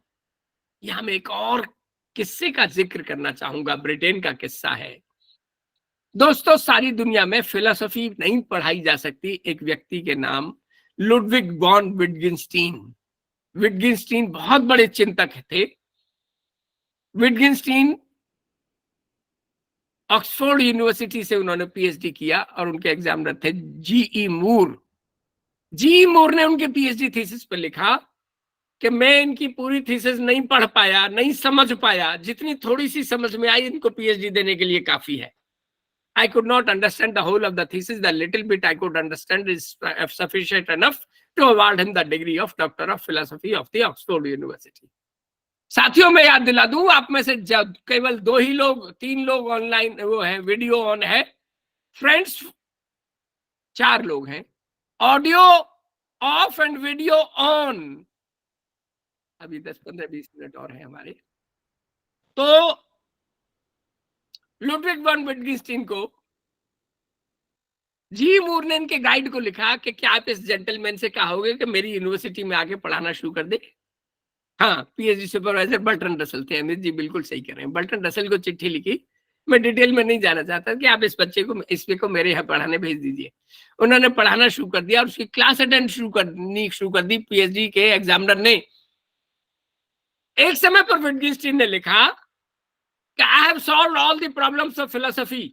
Logical positivism की उन्होंने शुरू की थी, मैंने फिलोसफी की सारी प्रॉब्लम सॉल्व कर ली है, अब इसका मतलब मेरा पढ़ाने के लिए कुछ बचता नहीं है, अब मैं छोड़ रहा हूँ, यूनिवर्सिटी छोड़ना चाहता हूँ। और छोड़ के चले गए ऑस्ट्रिया की राजधानी वियना में प्राइमरी के बच्चों को पढ़ाने लग गए कि मेरे मन का काम है, पढ़ाता हूँ। वहां जब उन्होंने 5 साल बीत गए, उन्हें लगा कि अरे जो मैंने कहा था वो तो बिल्कुल गलत था। बच्चे हर शब्द, हर सिचुएशन का एक अलग मीनिंग लगा लेते हैं, हर खेल में से मीनिंग निकाल लेते हैं। इसी बीच देखिए कैम्ब्रिज यूनिवर्सिटी से चिट्ठी आई कि mister Wittgenstein, it is since 5 years since we have been missing you. आप भी हमें मिस कर रहे होंगे। Would you like to come and teach again? देखिए अच्छे टीचर को यूनिवर्सिटी भी नहीं छोड़ रही। विटगेन्स्टीन साहब, इतना अरसा बीत गया है, आप भी हमें मिस कर रहे होंगे, हम भी हमें मिस कर रहे हैं, क्या आप हमारे यहाँ दोबारा आकर पढ़ाना शुरू करेंगे? उनका यस। उसको भी वो भी अपॉर्चुनिटी ढूंढ लेगा था, ही केम बैक और उन्होंने थ्योरी ऑफ लैंग्वेज गेम्स शुरू करी। मैं एक उदाहरण और देना चाहता हूं, इससे पता चल जाएगा हायर एजुकेशन का या रिसर्च के बारे में। एक सज्जन हुए रिचर्ड पी फेनमैन। साथियों, अभी एक किताब आई थी, फिल्म आई थी ओपनहीमर को नोबेल प्राइज मिला था। एटॉमिक बम उन्होंने अमेरिका का डेवलप किया था। ओपनहीमर के साथ काम किया था रिचर्ड पी फेनमैन ने, इन्हें बाद में नोबेल प्राइज मिला। फेनमैन को भी नोबेल प्राइज मिला। इन्होंने किताब लिखी है surely you are joking mister Feynman. पक्का आप मजाक कर रहे हो फेनमैन। 1965 फेनमैन को अलग विद टॉम होगा। अरे वाह, ये लोग धनाधन मुझसे ज्यादा गूगल पर एक्टिव है और गूगल से सूचना देते रहते हैं। बढ़िया, वंडरफुल, अच्छा लगता है। तो दोस्तों क्या हुआ, फेनमैन साहब यूनिवर्सिटी में पढ़ाते थे, यदि मैं गलत नहीं तो मेलन कार्नेगी यूनिवर्सिटी थी। उसके फिजिक्स के बोर्ड ऑफ स्टडीज में एक मेरे जैसे स्टूडेंट ने एप्लीकेशन दी कि सर मैं 5 साल से काम कर रहा था, मुझे पता चला कि मेरे एरिया में काफी सब कुछ काम हो गया है, अब मेरे करने के लिए कुछ मतलब है ही नहीं, इसलिए लिहाजा मुझे पीएचडी छोड़ने की इजाजत दे दी जाए। I may be allowed to leave the course of PhD. सब लोगों ने कहा हाँ ठीक है, एप्लीकेशन दी है, मान लो। फिर मैं बोला कि नहीं, इसको इसी बात पे पीएचडी दे दो। क्या है, ऐसा कैसे दे दे? अच्छा ये पूछ लो, इससे डिटेल रिपोर्ट ले लो, how do you say that every work has been done in this field. हर सब पूरा काम हो चुका है इस फील्ड में। उससे रिपोर्ट मांगी, उसने डिटेल रिपोर्ट दी, उसको रिपोर्ट एवेल्युएशन के लिए भेजी और उसको पीएचडी अवार्ड हो गई। इतनी ऑटोनॉमी और फ्रीडम हमारे इंडिया में नहीं है। मेरा लंबा किस्सा है, बहुत देर तक बात की जा सकती है। लखनऊ यूनिवर्सिटी में मैं प्रोफेसर एंड हेड, मैंने दूसरों के बच्चे 8 साल बिगाड़े एज हेड, डीन वगैरह में रहा। मैंने इंडिया की 5 टॉप यूनिवर्सिटीज को लिखा कि मेरे टीचर आपके यहाँ महीना भर रहेंगे, आप रहने के उन्हें अलाउ कर दें, खाएगा भी वो अपने पास से, सिर्फ गेस्ट हाउस रहने की व्यवस्था कर दीजिए, वो आपके यहाँ अपने पढ़वाइए अपने यहाँ, और आप अपने टीचर हमारे यहाँ भेज दीजिए महीने भर, हमारे यहाँ पढ़ाएगा वो, बस हम गेस्ट हाउस की सुविधा दे देंगे। Delhi university, BHU, Baroda, 10 university से एक भी उत्तर नहीं आया। जब पर्सनली बात करी तो सबने मना कर दिया कि साहब हमारे यहाँ नहीं है, ये नहीं है, अलाउ नहीं करोगे, कोई राजी नहीं है, फलाना नहीं है, ठिकाना नहीं है। जबकि यूजीसी हर बार पूछती है तो रिपोर्ट में कि आप अपने यहाँ कोलैबोरेटिव आपस में, इंटर यूनिवर्सिटी आपस में कितना कोलैबोरेशन चल रहा है वगैरह वगैरह। मैंने बहुत ब्रीफ किया है। I stop it here, my best wishes, good luck. 11-12 minute बचे हैं, आप जितने चाहे सवाल पूछ सकते हैं, आपका स्वागत है। My best wishes, good luck. आप सब लोगों ने मुझे सुना, मुझे सहा, धन्यवाद। रोहित झा साहब सवाल पूछना चाहते हैं, प्लीज। सर, एक सवाल मैं अक्सर अपने दोस्तों से करता हूँ और आपसे भी करूंगा और यहाँ पे जितने भी लोग हैं सबसे करूंगा कि 1950 तक, जी 1950 तक सिंगापुर और बिहार सेम लेवल पे थे। मतलब कि ये देखिए कि मलेशिया से सेपरेट होके सिंगापुर एक बेसिकली भिखारियों वाला जगह था जहाँ पे दलदल और कीचड़ के अलावा कुछ नहीं था। जी हाँ, बड़ा बदनाम। आज state of the art infrastructure है वहाँ पे। उसी तरीके साउथ ईस्ट एशिया के बाकी देश भी राइज कर रहे हैं धीरे धीरे, नॉट जस्ट सिंगापुर, वियतनाम बहुत ज्यादा बढ़ रहा है, थाईलैंड बढ़ रहा है, कंबोडिया बढ़ रहा है। ठीक है मेरा सवाल है सर, कहाँ गलती हो गई हमसे? सर, मुझे माफी चाहते हुए मैं कहूंगा हमने कुएं में भांग ढोल रखी है, भांग डाल रखी है। हमारे टीचर्स इनोवेटिव नहीं है, खुले दिमाग के नहीं है, लकीर के फकीर बनना चाहते हैं, सिलेबस माई बाप है, यूनिवर्सिटी एग्जाम माई बाप है, इससे अलग हटकर हम नहीं सोचते। We do not think out of the box. बड़ी प्रॉब्लम ये है, university and the system does not allow freedom to the teachers and the universities and the vice chancellors. मैंने अपनी आंखों से वाइस चांसलर को सेक्रेटरी के दरवाजे के बाहर बैठे हुए क्लर्क की तरह इंतजार करते देखा है। ये बड़ा गहरा इशू है, ऑटोनॉमी और फ्रीडम हमारे यहाँ नहीं है। खैर, अमित कुमार जी कुछ सवाल पूछना चाहते हैं। अमित जी। सर सवाल बहुत सारे हैं, क्या पूछूं वही सोच रहा हूँ। हरि अनंत हरि कथा अनंता, शिक्षा ही ऐसी है, बोले फिर भी प्लीज।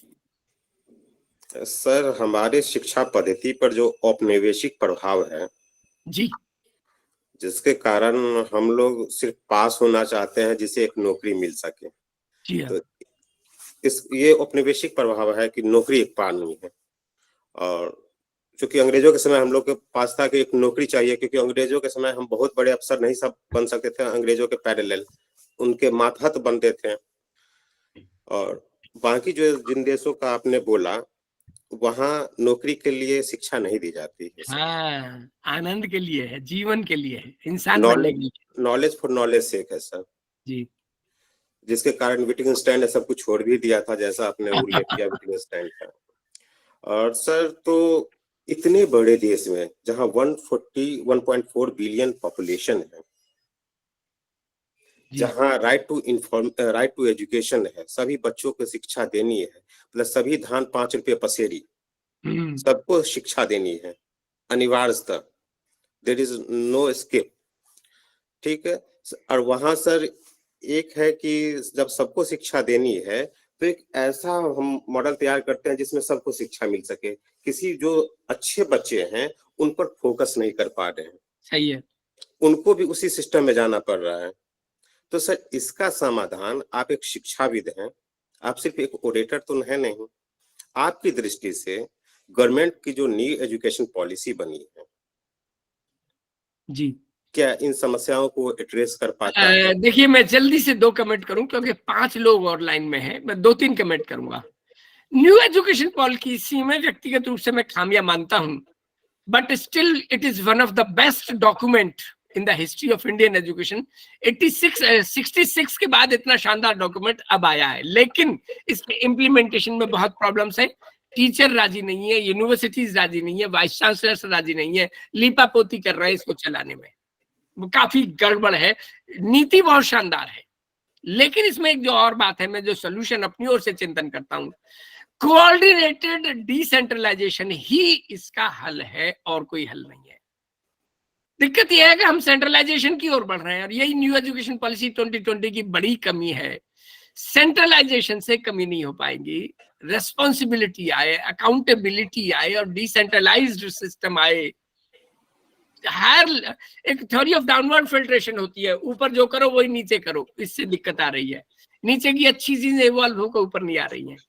हमें बहुत कुछ नया बदलने की, रीवैम्पिंग की जरूरत है। हमें चिंतनशील वाइस चांसलर्स चाहिए, चिंतनशील open handed free thinking teachers चाहिए, जो कि नहीं मिल पाते। हम जैसा कि आप बता रहे हैं, हम पैसा पीटने के लिए नौकरी करते हैं यूनिवर्सिटी एंड कॉलेज टीचर्स, तनख्वाहें बहुत ज्यादा हैं, इसमें कोई शक नहीं। उस तनख्वाह के साथ हम न्याय नहीं कर पाते। मैं और ज्यादा नहीं कहूंगा। निखिल आनंद गिरी जी। निखिल जी। जी सर नमस्कार। जी सर नमस्कार। छोटे छोटे सवाल हैं सर। एक तो आपने सिवान को अवॉइड किया है, बताना नहीं चाहा एक लाइन में, अगर बता पाए तो बेहतर है। हम जानना चाहेंगे क्योंकि बिहार का एग्जाम्पल है भारत का, तो हम उससे भी कुछ सीखना चाहेंगे। दूसरी बात ये सर, जो अमित जी ने कहा उसी बात को आगे बढ़ाता हूँ कि एम्प्लॉयमेंट बेस्ड एजुकेशन एक रहे, जिनकी किताब रही मैंने पढ़ी थी, पेडागोजी ऑफ द ऑप्रेस्ड। तो उसमें उन्होंने कहा था कि शिक्षा मतलब ह्यूमन बनाने की तरफ जाना चाहिए। जी हाँ, जी जी। तो हमारे यहाँ तो उल्टा है सर, हम बहुत बड़े बड़े इंजीनियर बन जाते हैं, वीसी बन जाते हैं, लेकिन और भी पाखंडी और भी अंधविश्वासी बन जाते हैं। जैसा कि प्रेमी जी ने भी लिखा है। तो जी। ये एनईपी इसमें कितना मतलब फायदेमंद होने वाला है? या आपने कहा कि 70s में आपने एनईपी के बारे में सुना था, हम अभी 2024 में इसको इम्प्लीमेंट करने जा रहे हैं। नहीं 70s में नहीं सुना, ना ना ना ना ना, मैंने कहा है 1966 में एक शानदार डॉक्यूमेंट आया था, education and national development, Kothari commission नहीं, रिपोर्ट आप, 1966। आपने जब उसके आपने बाद जब डीयू में पढ़ाई की, 20 में जो आई है वो न्यू एजुकेशन। आपने जब डीयू में पढ़ाई की तो आपको पता चला ना कि बहुत सारे मल्टी ऑप्शंस हैं अमेरिका में पढ़ने के वगैरह वगैरह। तो हाँ, एनईपी तो हाँ। लगभग वही कहता है ना। अब कह रहा है कि भाई आप वही 4 साल का कीजिए एफआईयूपी जैसा। जी जी जी जी, सही है, ठीक है, वो 4 साल का वो था। मैं केवल एक यहाँ और कहना चाहूंगा, इंडियन एजुकेशन में जो कि आप भी बात उठा रहे हैं, दरअसल हम देखिए रातों रात इंडिया को सिंगापुर नहीं बना सकते, लेकिन मेंटेलिटी चेंज कर सकते हैं। सूरत 70 साल हो गए। जो दुनिया देश का सबसे बदसूरत शहर था एक समय पर, अब इस समय सेकंड या थर्ड आता है। वहां का जो उन्होंने अपनी आइडियोलॉजी चेंज करी, इंदौर 5 साल 7 साल से सबसे क्लीन सिटी आ रहा है, वहां के मेयर जो एक आए थे उन्होंने आइडियोलॉजी चेंज करी। ये इसके बहुत से फैक्टर्स हैं। और एनईपी 2020 में दिक्कत ये है, जो इम्प्लीमेंटेशन की जो स्पिरिट है उसको हम पकड़ नहीं पा रहे। मैं माफी चाहते हुए एक और चीज कहूंगा, सभी लोगों को मैं अपील करूंगा, एनईपी 2020 के 100 पेज के डॉक्यूमेंट को पढ़िएगा, आपको खुद डेवलप करेंगे, आप खुद की चिंतनशीलता बढ़ेगी। ज्यादातर बात यह है निखिल जी, आप पूरा मान सकते हैं, हम में से 140 लोगों में से 10 लोगों ने भी पूरा नहीं पढ़ा होगा, ये कटु सत्य है। एक बार पढ़ने हमारी आंखें खुल जाएंगी। प्रदीप सिंह जी, प्रदीप जी कुछ कहना चाह रहे हैं? सर सीवान में क्या पाए वो बता दीजिए सर। अच्छा भैया, देखिए सिवान में मैं ये कहूंगा, बिहार ज्यादातर एक सोता हुआ शहर राज्य है। अभी एनलाइटनमेंट इतना ज्यादा नहीं है। वहां एक पाठक जी सेक्रेटरी आए, वो बहुत कुछ बदलाव लाने की कोशिश कर रहे हैं, लेकिन उनके बदलाव को वहां के लोग और राजनीतिज्ञ डाउन करने की कोशिश कर रहे हैं। लेकिन उन्होंने डाइट के किसी भी आदमी ने, मैं डाइट में लेक्चर देने गया, हर आदमी उनकी प्रशंसा कर रहा था, एक भी व्यक्ति उनकी बुराई नहीं कर पा रहा था। केवल ये कहा कि वो बातचीत में गाली जरूर दे देते हैं। खैर मैं ज्यादा नहीं कहूंगा। रमेश चंद्र यादव जी। हाँ सर, प्रणाम। सबसे पहले तो आपको बधाई सर, बहुत सारे डायमेंशंस आपने क्लियर किए। सर मेरा सवाल ये है कि आज के जो एनईपी है वो कहीं ना कहीं कल्टीवेशन के बजाय हार्वेस्टिंग पे ज्यादा फोकस कर रहा है। सर हम 3 महीने में मिड टर्म लेते हैं, फिर सेमेस्टर लेते हैं, फिर मिड टर्म लेते हैं, फिर हमारा सारा फोकस है कि फसल अच्छे से कटाई हो, कल्टीवेशन, खाद पानी उसे मिले या ना मिले, हमारा इस पे बहुत ज्यादा फोकस नहीं हो पाता। हम अगस्त तक एडमिशन लेते हैं सर, है ना। तो कहीं न कहीं और दूसरे सर जो ये एक्स्ट्रा करिकुलर है और ये सब चीजें हैं, वो लास्ट मोमेंट तक यूनिवर्सिटी डिसाइड ही नहीं करती क्या होगा कैसे होगा। और सर तीसरी चीज ये है कि इतना ज्यादा डिस्क्रिमिनेशन है यूनिवर्सिटी टीचर, कॉलेज टीचर्स को लेके, पीएचडी करा सकते हैं नहीं करा सकते हैं, यूजी है या पीजी है। और सर एक छोटा सा और सवाल है कि क्या सरकारें जो 6% कितने जमाने से मांगा जा रहा है एजुकेशन पे बजट, वो कभी हमें नहीं आज तक लगा कि 6%। देखिए बहुत खामियां हैं, लेकिन इसमें एक चीज और कहें, काफी बड़ी संख्या में, काफी बड़ी, 100% नहीं, हम टीचर्स जिम्मेदार हैं इस चीज के। हमने सिस्टम खराब किया है, और चूंकि हमने सिस्टम खराब किया है इसीलिए परमानेंट नौकरियां भी जा रही हैं, टेम्परेरी नौकरियां आ रही हैं। ये भी बड़ा दिक्कत है। एडहॉक नौकरी जा रही है, गेस्ट सिस्टम आ रहा है, और ये सब चेहरे की आ रही है। लेकिन अवनति है, अच्छी दिशा की नजर अभी कम नजर आ रही है। ये सवाल ये है सर, कल्टीवेशन पे तो है ही नहीं, हम कहीं नहीं, जोर नहीं है। देखिए मेरा एक और मानना है, यहाँ साल में एडमिशन कम से कम 2 बार होने चाहिए। जी सर।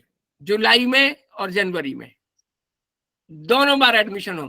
पूरा ओपन कर दीजिए, पूरा, मैं तो कैफेटेरिया सिस्टम ला दीजिए, टीचर की जिम्मेदारी बहुत ज्यादा ला दीजिए। और मैं एक और जरूर मैं कहूंगा, प्राइमरी कक्षा में मैं कहा करता हूँ, टीचर्स की अकाउंटेबिलिटी ला दीजिए। जितने बच्चों को तुम शानदार ढंग से पढ़ाओगे या नौकरी में लाओगे या ये लाओगे, उतना आपको इंसेंटिव देंगे। थोड़ा शायद इस तरह की कुछ करने की जरूरत है। हालांकि उसमें भी हम बर्बाद करने के तरीके ढूंढ लेंगे, लेकिन इनोवेटिव टीचर्स को मान्यता देने की जरूरत है। मैं जानकर यहीं रुकूंगा, बहुत कुछ कहा जा सकता है। योगेंद्र कुमार जी कुछ कहना चाह रहे हैं, उसके बाद मोहम्मद महमूद आलम साहब। योगेन जी एंड महमूद जी। योगेन जी प्लीज। नमस्कार सर। सर सर मेरा एक क्वेश्चन हायर एजुकेशन से नहीं है, मेरा क्वेश्चन एक्चुअली एक प्राइमरी लेवल पे है। मैं देख रहा हूँ कि प्राइवेट स्कूलों में, प्राइमरी लेवल से भी छोटे स्कूलों में इतना ज्यादा लोड दिया जा रहा है बच्चों को, उसके विषय में आप क्या कहना? देखिए, मैंने तो जैसे बताया, मेरे अनुसार प्राइमरी शिक्षा का कोई कोर्स ही नहीं होना चाहिए। साल के आखिर में टीचर को दे दो कि ये एबिलिटीज आ जाएं, कैसे लाओगे तुम जानो। सर ये मेथोडोलॉजी पूरी ऑटोनॉमी टीचर्स को दे देनी चाहिए, अकाउंटेबिलिटी भी दे देनी चाहिए। नहीं ला पाओगे तो ट्रांसफर कर देंगे, सस्पेंड कर देंगे, हटा देंगे। देश का मजे की बात यह, टीचर्स की सिक्योरिटी को देखकर परमानेंट टीचरशिप लाई गई थी। टीचर इनसिक्योर महसूस करता, परमानेंट करो, और परमानेंट को अब हटा रहे हैं क्योंकि टीचर अच्छा नहीं पढ़ा रहा। ये दोनों बड़ा गहरा सवाल है। अब परमानेंट टीचर इसीलिए हटा रहे हैं क्योंकि एक बार परमानेंट हो गया सारी उम्र जान खाएगा विश्वविद्यालय की इसकी। बिहार में, मैं बिहार छोड़िए, मैं लखनऊ का एग्जांपल देता हूं। लखनऊ के सरकार के कहने पर हम लोगों ने 2000 टीचर्स को एक टेस्ट दिया था जो पहली से 5वीं तक ही कोर्स था। 2000 लोगों में से 150 लोग ही, 170 लोग पास हुए थे उस टेस्ट में, 1800 लोग फेल हो गए थे। वही चीज जो पढ़ा रहे हैं वो पहली से 5वीं तक, दे फेल्ड। बाद में सरकार ने हम पर दबाव डाला कि आप रिपोर्ट भी आउट नहीं करोगे और आगे भी हम करेंगे नहीं। शुरू में मुझे कह रहे थे यूपी के सब जगह हम ये लागू करेंगे, बाद में कहा सब जगह लागू करना तो छोड़, आप रिपोर्ट भी आउट नहीं करोगे। सर क्लास 1-2 में 11 से 12 बुक्स चल रहे हैं क्लास 1-2 में। सब वाहियात है सर, मैं बिल्कुल फेवर में नहीं हूँ, सब गड़बड़ है, पूरे कुएं में भांग घुसी हुई है। मैं I am not in favour of books in primary education. Gandhi ji ने बड़ा साफ कहा था, पुस्तकें अध्यापक और छात्र की सृजनशीलता की को रोकती हैं, क्रिएटिविटी थिंकिंग को रोकती हैं। टेक्स्ट बुक्स प्राइमरी क्लासेस में होनी नहीं चाहिए। मोहम्मद महमूद साहब कुछ कहना चाह रहे हैं। सर नमस्कार।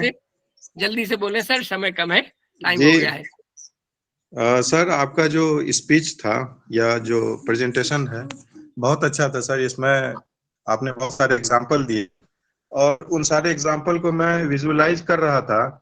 जैसे आपने कैफेटेरिया सिस्टम का कहा, टर्म पेपर का कहा, फ्री एजुकेशन का कहा, सब्सिडाइज्ड कहा, गुरुकुल जो व्यवस्था थी उसके बारे में कहा कि रेसिडेंशियल कैंपस, ये सारे।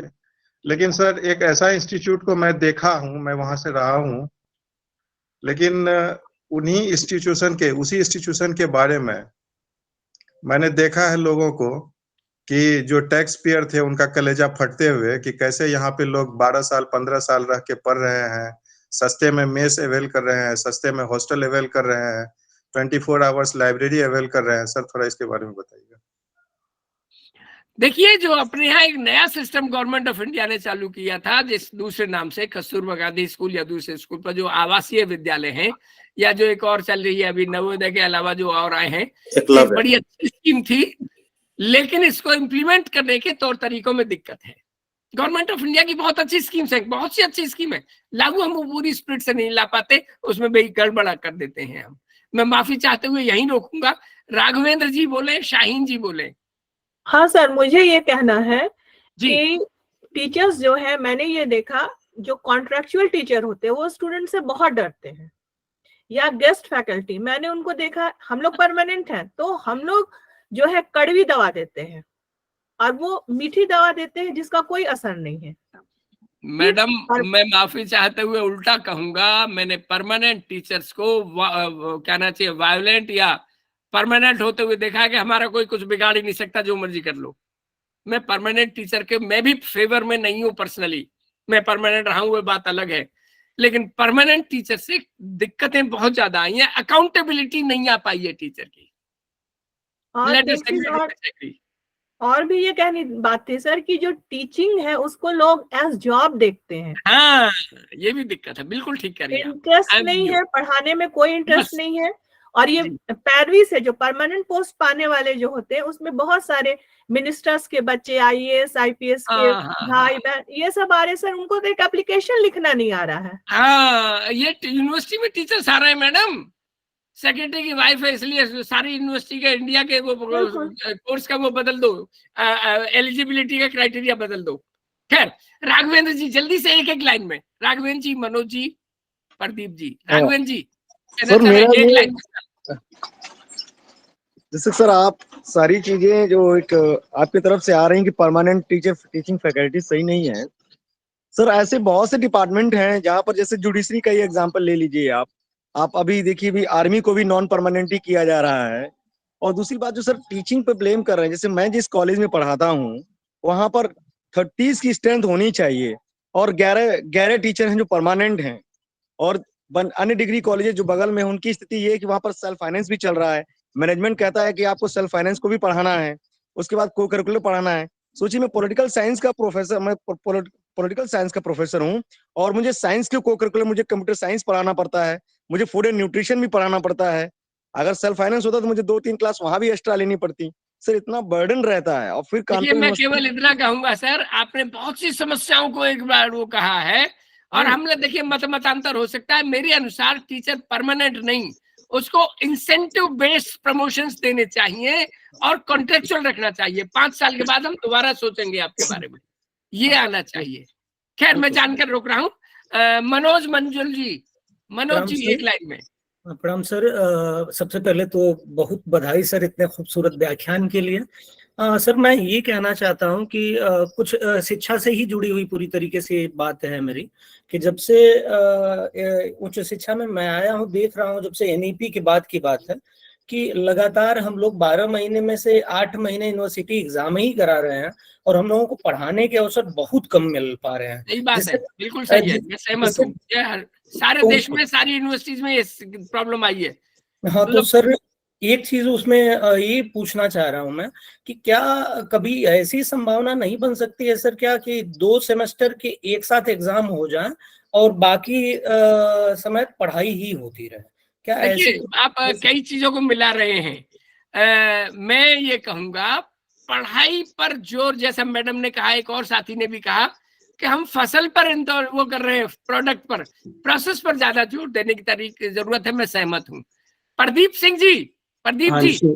जी sir. Last question sir, I am sorry ma'am. Sir question तो नहीं है, जस्ट मैं कमेंट करना चाहता था कि जैसे एक सिंगापुर का जिक्र हो रहा था ना सर जी, तो कुछ साल पहले सिंगापुर के प्रधानमंत्री हो, उन्होंने एक बार बोला था कि इंडियन जो है ना सिस्टम में अपना पॉलिटिकल सिस्टम और यहाँ की पॉपुलेशन यही जिम्मेदार है इसकी जो प्रेजेंट जो स्थिति है बनी हुई है इंडिया की। अगर इसमें सुधार हो जाए तो इंडिया आज भी जो है वर्ल्ड का नंबर 1 जो है कंट्री बन सकता है। Right sir, I just appreciate. Yes, मैं जानकर माफी चाहते हुए एक कमेंट करूंगा। देखिए मैंने शायद 80 बातें बताए होंगे, एक परमानेंट पर आप आलतू फालतू 10 कमेंट कर रहे हैं। मैं एग्री नहीं करता। Let us agree to disagree, ये मेरा व्यू है, आप अपना व्यू रखें। मतलब आप क्यों बार बार मुझे वो करना चाह रहे हैं? Permanent I don't okay, don't agree, अब मत होइए सहमत। इसको बार बार पॉलिटिसाइज करने की क्या जरूरत है? ये आपका मत है, आप अपने पास रखें। मेरी शुभकामनाएं। मेरा मत है, मैं अपने पास रखूंगा। परमानेंट सिस्टम को पुनर्विचार करने की जरूरत है, मैं ये फाइनल सेंटेंस कहूंगा। मेरी शुभकामनाएं। धन्यवाद, आप लोगों ने मुझे सुना, आप लोगों ने मुझे सहा। शुक्रिया सर। एक सेकंड सर, बहुत ही अच्छा लिखा था। धन्यवाद sir. Thank you sir. Thank you sir. मैं आपको बधाई देना चाहता हूँ सर कि सर मुझे सुन पा रहे हैं? जी बोले। अच्छा सर, मैंने अभी तक जो जितने लेक्चर सुने थे वो किताबी बुक वाले थे, लेकिन पहली बार मैंने सुना भोगा हुआ यथार्थ। इसके लिए मैं आपको बधाई देना चाहता हूँ। धन्यवाद, वेलकम सर। भूटान से लेके अमेरिका तक का। Thank you, my best wishes, good luck, नमस्कार। Thank you sir. Thank you sir. Thank you sir. Nice. Thank you sir. धन्यवाद सर। एक क्लास पूरी हो गई। Thank you sir. Thank you sir.